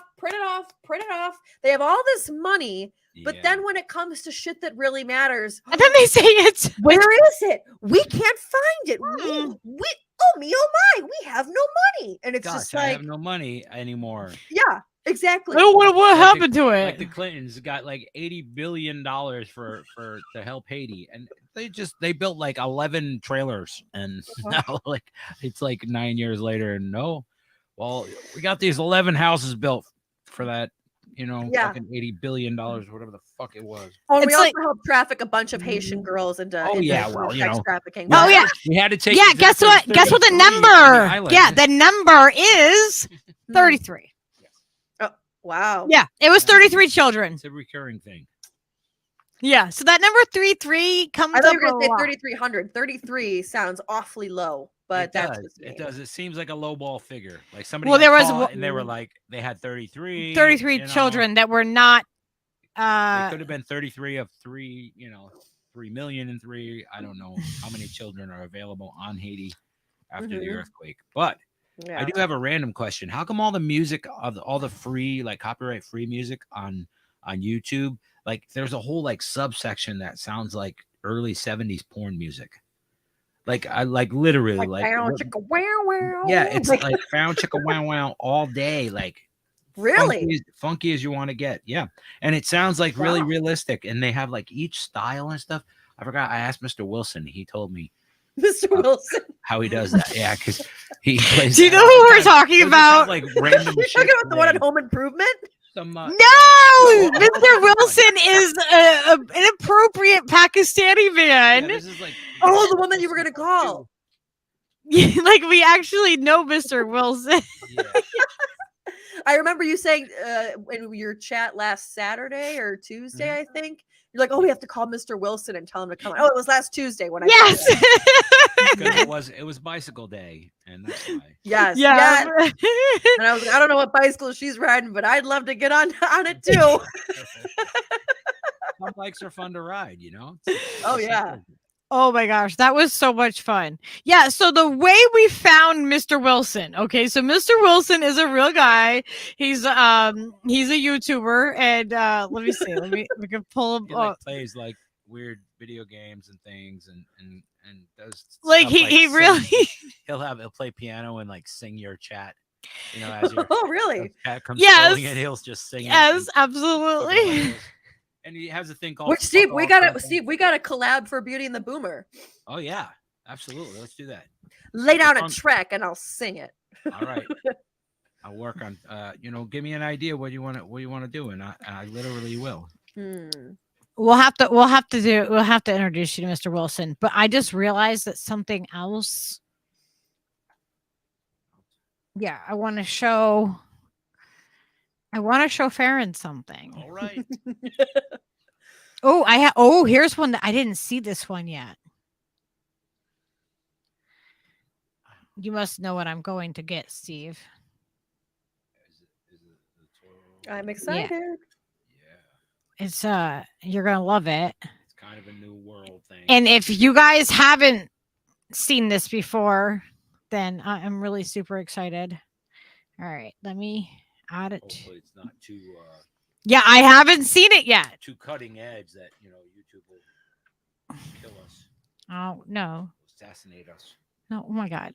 No, they're not copyright. We were streaming the other day with the lovely Elle Latham, and she was showing us these clips, and we played these clips, and then YouTube stopped the stream Twice. And they stopped the stream, and then it started back up again. Yes. And Oh then wow. it They happened mess with us really bad. and Like then they started it back up again. So it was like literally 2 times. Brandon got pooped on. Crazy. yeah, I haven't watched this one, but this is Mr. Turtle. Okay. Hey guys, it's Mr. Toidle in the house, and I'm the New World Order. And this is the second episode of Mr. Toidle's Green Meme Machine. So what are we talking about today? It's been a fairly slow news cycle. Wait, Therefore, I'd like to am I cover supposed to see trans something else women in first? Competitive sports, and also Yeah. shout out one of my favorite politicians. Well, it says there was a different one first. I hope his favorite politician's not Madeleine Albright. It's okay to watch this one first. It doesn't matter. Okay. All right. Steve says it doesn't matter. So we're gonna go. Dead or alive, Nancy Schaefer. Unfortunately, she's dead. What happened to her? Police concluded she was killed by her husband in a murder-suicide with no motive ever established. They didn't even entertain the possibility of an assassination. That sounds fishy. How's about we transition to trans athletes now? Not so fast, Slippery Otter. I don't feel comfortable having this conversation. Then just shush your pie hole. In 2007, while still serving in Georgia's Senate, she published a report called The Corrupt Business of Child Protective Services. It was an expose of egregious acts that had taken place under the auspices of the CPS. Nancy didn't believe in coinkydinks and suspected these uncouth practices were systemic. For example, she pointed out how every child placed by CPS was earmarked with cash incentives. Wow, that's a lot to unpack. But wait, there's more. The Schaefers were planning to release a book and a documentary detailing the CPS horror stories shortly before they died. I don't know what you're looking at me for. I'm not authorized to give any info concerning Nancy Schaefer. It's above my pay grade. So how about that Leah Thomas? She really cleaned up at the NCAA Women's Championship. What a great achievement for the LGBTQI JKLMNP community. Just imagine showing up to a championship swim meet and one of your opponents is a dolphin who identifies as an otter. I welcome the competition. Isn't that what sports are all about? Besides, Leah Thomas actually has a huge dick advantage because her swim meet causes drag. Legal's pouring over the border. It's time to face some tough decisions. Can't call them deplorables, cause these real nice folks identify as pigeons. You bust into the Capitol. Governor Abbott felt abandoned. Now these pigeons really gotta go. So a better place than on Joe Brandon.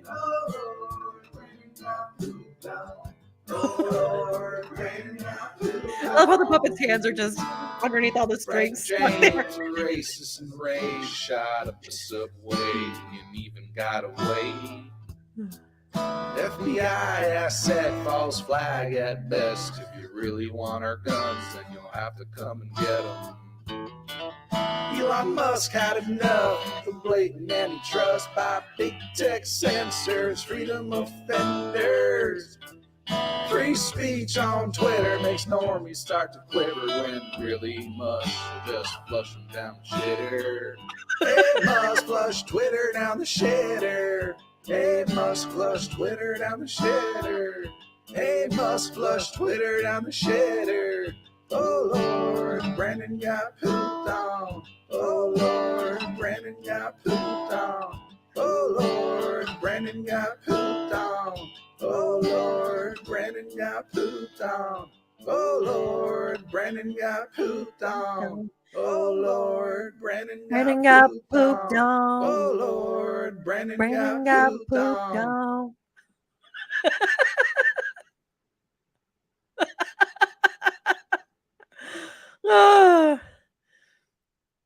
Unmute yourself, Lucky.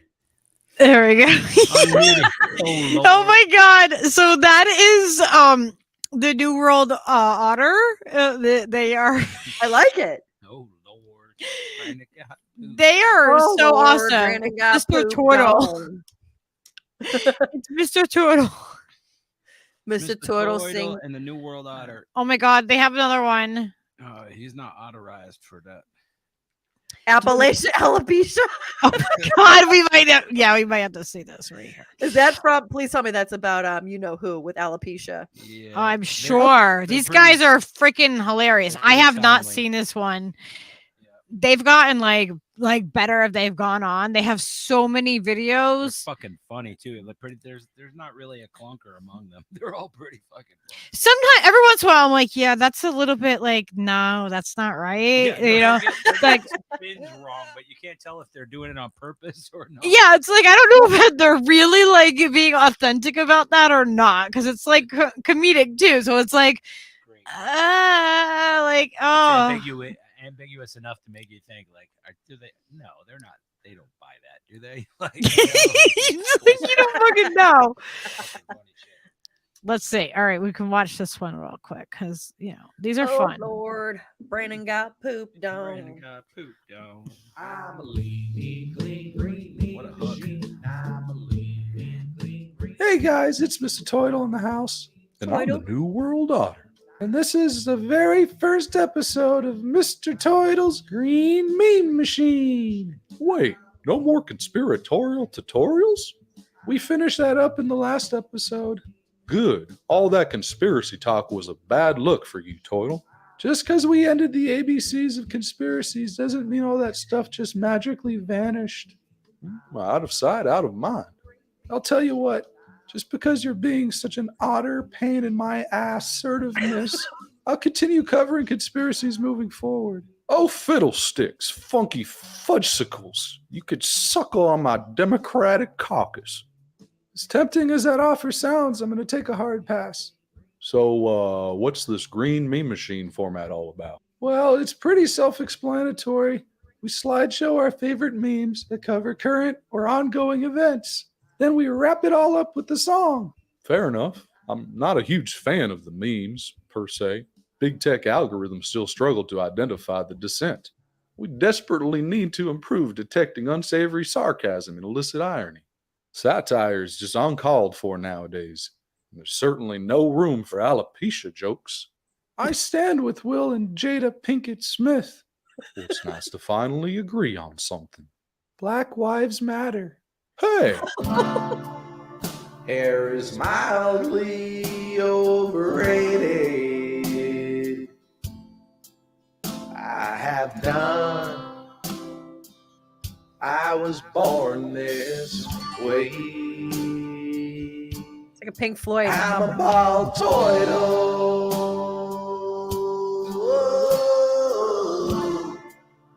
KBJ was like some pedos. What's a woman? Not too sure. Who the hell knows? Unless you're a biologist.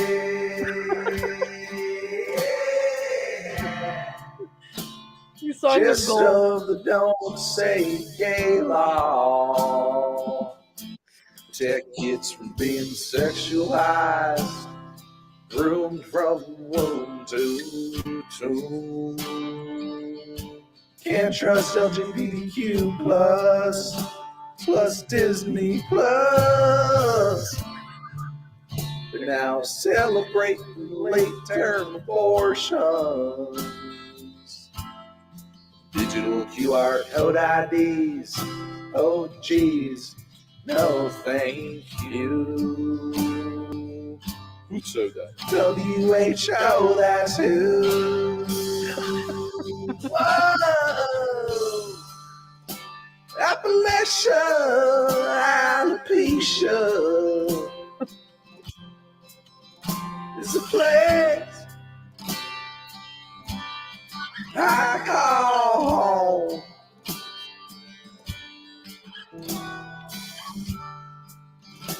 Biolabs and laptop by Hunter Biden. Probably the least incriminating piece of crime by Biden crime family. Free crack pipes and Parmesan cheese. What?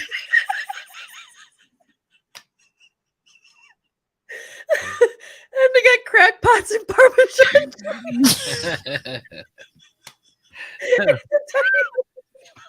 Oh, It was miniature. It was so tiny. I love Wow. tiny things. Oh, wow. Yeah, everybody should go and subscribe. I just subbed too. Wow.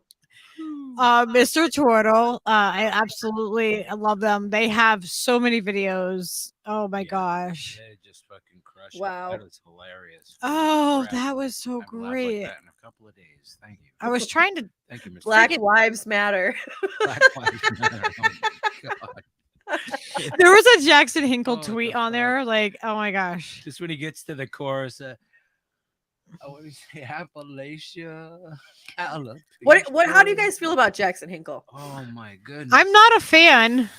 Yeah, there's mixed feelings. Like I feel like, if he was 'Cause I'm new to running the for community, congressman, so- he might do all right. Or if he was like trying to be, town selectman around here, he'd probably get hired. But he has like that really smarmy fucking He said some politician-y things. thing, like that palpable thing, like when someone is just like a pretentious fuck just because they are a pretentious fuck. Whether they open their mouth or not, it doesn't matter. You just have this judgment that you pass on them, and maybe they're the sweetest person in the world, but the way they appear, He's come off as a He's super douchebag greasy. with some of the things that he's said about women and like to women on streams and stuff, like talking about them sleeping out on the sidewalk and like all this, like just like I do everything for the clout, everything is for the clout, you know what I mean? Like it's just really chauvinistic, misogynistic kind of fucking shit. And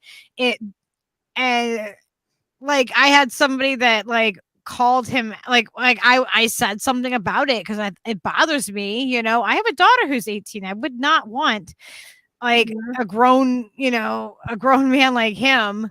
He's like freaking 23. talking like that to her, and like there's no excuse for that kind of behavior. If we accept nasty behavior, like it goes beyond. I'm not a prude. It goes beyond what you should say, you know what I mean, to somebody. And like he just wouldn't even like answer like for it. Like he just kind of like cast it off like, oh well, yeah, well Lucky only has so many subscribers, so I don't care. It's a no name subscriber person, because somebody was like, that was like a supporter of his was like, well, I'm gonna get him to come on the show and talk to you about it, and you know what I mean, clear the air, because that's how I am. I'm like, what, something's up, let's clear the air, let's talk about it. But yeah, he won't do that. So yeah, Gamer and Ganja is saying, I used to like Hinkle, but then that Twitch stream exposed him. Do you know about that? oh, there's the Twitch stream, like the clips that you're talking about, basically. oh yeah. There's some clips that aren't so fantastic that he's done. I don't think I could base everything that I think about him on you know, him being kind of a douchebag, fucking frat boy asshole to fucking women. Like that's, you know what I mean? That's a really commonplace thing. It's not like anything unusual. I don't think it's cool. And I think it would have showed like a lot of temerity to come on a show with a smaller creator and be like, no, dude, this is what I said, and I, you know, this is how I feel about that. I've evolved from that fucking mindset or whatever. You know what I mean? Or this is how we're just being crude and rude. You know what I mean? Like snub somebody because like they're not as, you know. What, my social credit score wasn't good enough for him? Yeah. I wasn't worth his time. Yeah. I wasn't worth his time. Well, he actually was on my show, and there was and the reason why I kind of was like, hang on, I just want to correct the record, because he said like Russian communists. And I was like, hey, I just want to make sure like that people know that Russia's not a communist country. Like you're talking about Russian communists. And then I hadn't realized that Professor Richard Wolff, he had called him like a Marxist. And because when he came on the show, he almost appeared Republican. And I was like, well, hey, I know Richard Wolff. I'm not sure he's a Marxist. He can't come on here and defend himself. I was like, so I'll get back to you if he is or not. Well, then I looked it up, and here he sure is a full-blown Marxist. And I texted him, and I was like, hey, I'm sorry. I just wanted to make sure, yada, yada, yada. And he's like, oh, no, it's not a problem. And I used to go and watch his show a lot, you know, after that. And, you know, I thought he was really good, and I would super chat him all the time. And after I was off of RT America, it was just like, boom. Like, and so I understand the social credit score. But the other thing though too is that I feel like just here's my honest take, and this goes for anybody. Don't ever forget where you came from. You know, like don't ever forget like the small people that helped build you, who you took their subscribers from.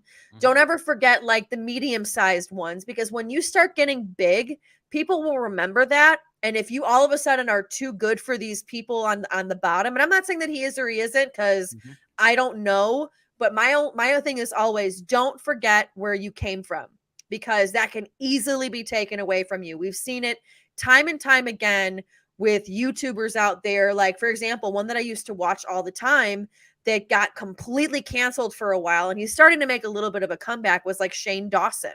You know, like I used to watch Shane and his buddies doing like stupid like conspiracy videos and stuff like that.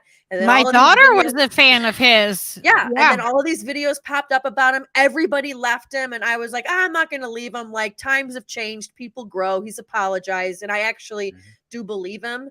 But it was like, you know, we've seen, you know, like I said, that's just an example, but we've seen time and time again, YouTubers take deep falls and plummets. Like your daughter probably also knows like a David Dobrik or a Jeffree Star. Like, you know, there's I know Jeffree Star. I know. And you've seen them, you know, where they fall, and it's like, you know, if you consistently shun the people that helped you get to where you are, when you fall, don't expect them to help you, because they've already learned that you've used them before. You know what I mean? Yeah.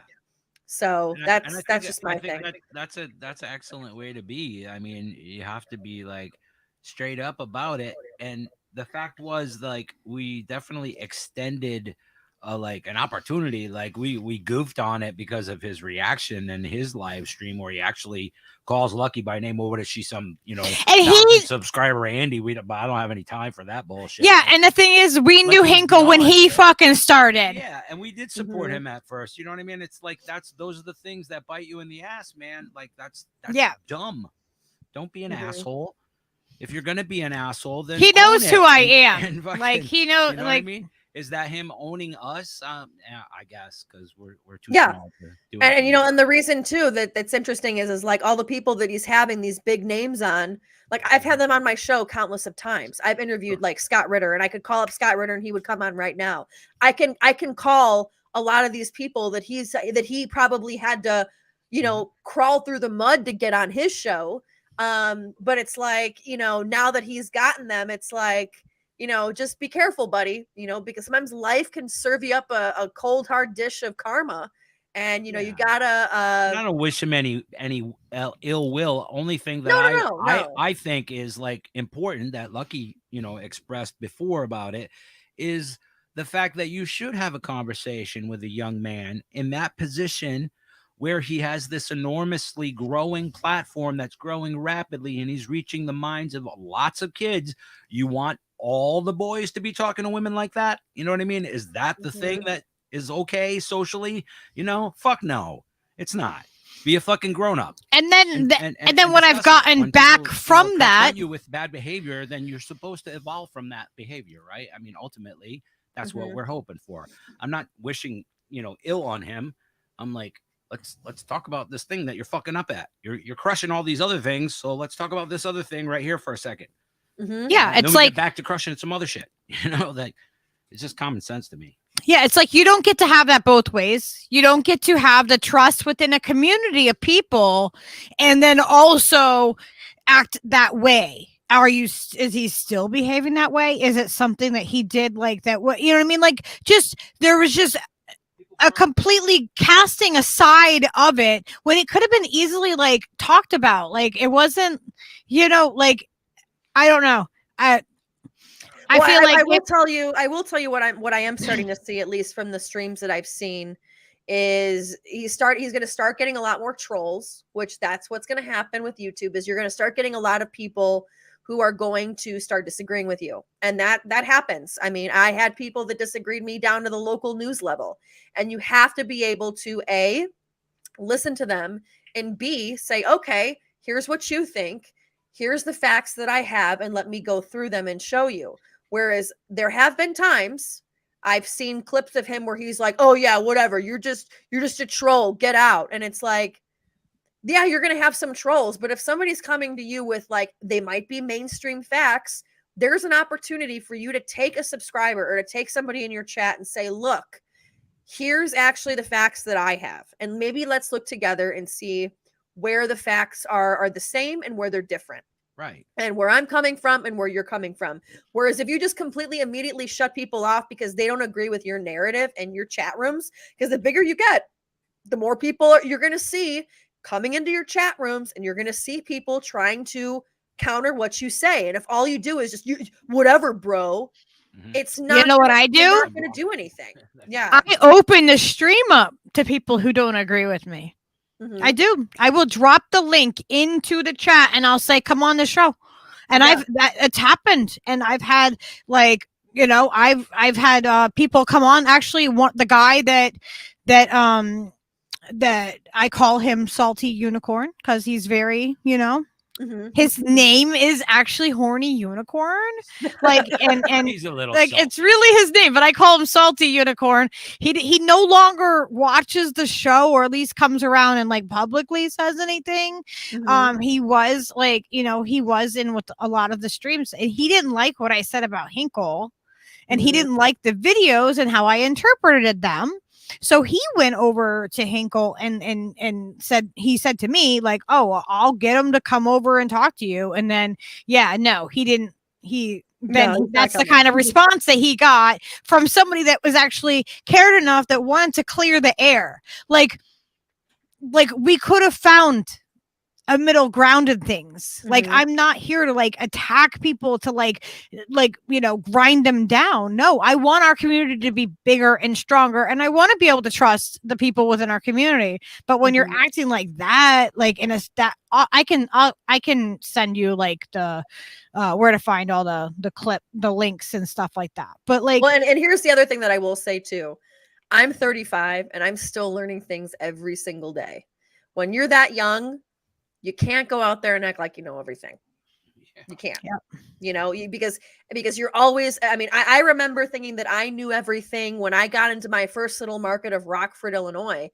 And here it was, I knew nothing of what I thought, and that's where you got to keep your eyes open. And in some ways too, you got to close your ears too and listen to people, because a lot of times people will tell you a completely different side than just from what the echo chamber that you're listening to tells you, so that's my biggest thing.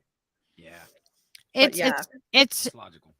It's hard. I find it really hard within like the independent media sphere, also behind the scenes, like, just just a lot of this, like, there's like this elitism that's happening. Like there really is. And I'm like, is this does this happen in the larger networks too? Or is this just like kind of in this, is this like this sphere? Because me, I'm here, like, I'm like, I want to raise everybody up and like, work together, and I'm not in competition with everybody. I want to give people a voice, a place. Like if someone is like, yeah, I want to do a show on this, like I will help them, I will host the show and like do it with them, or just however I can, because I believe in our community, and I believe in what we all have to contribute, and everybody from every ability that they have, because everybody has their own strengths,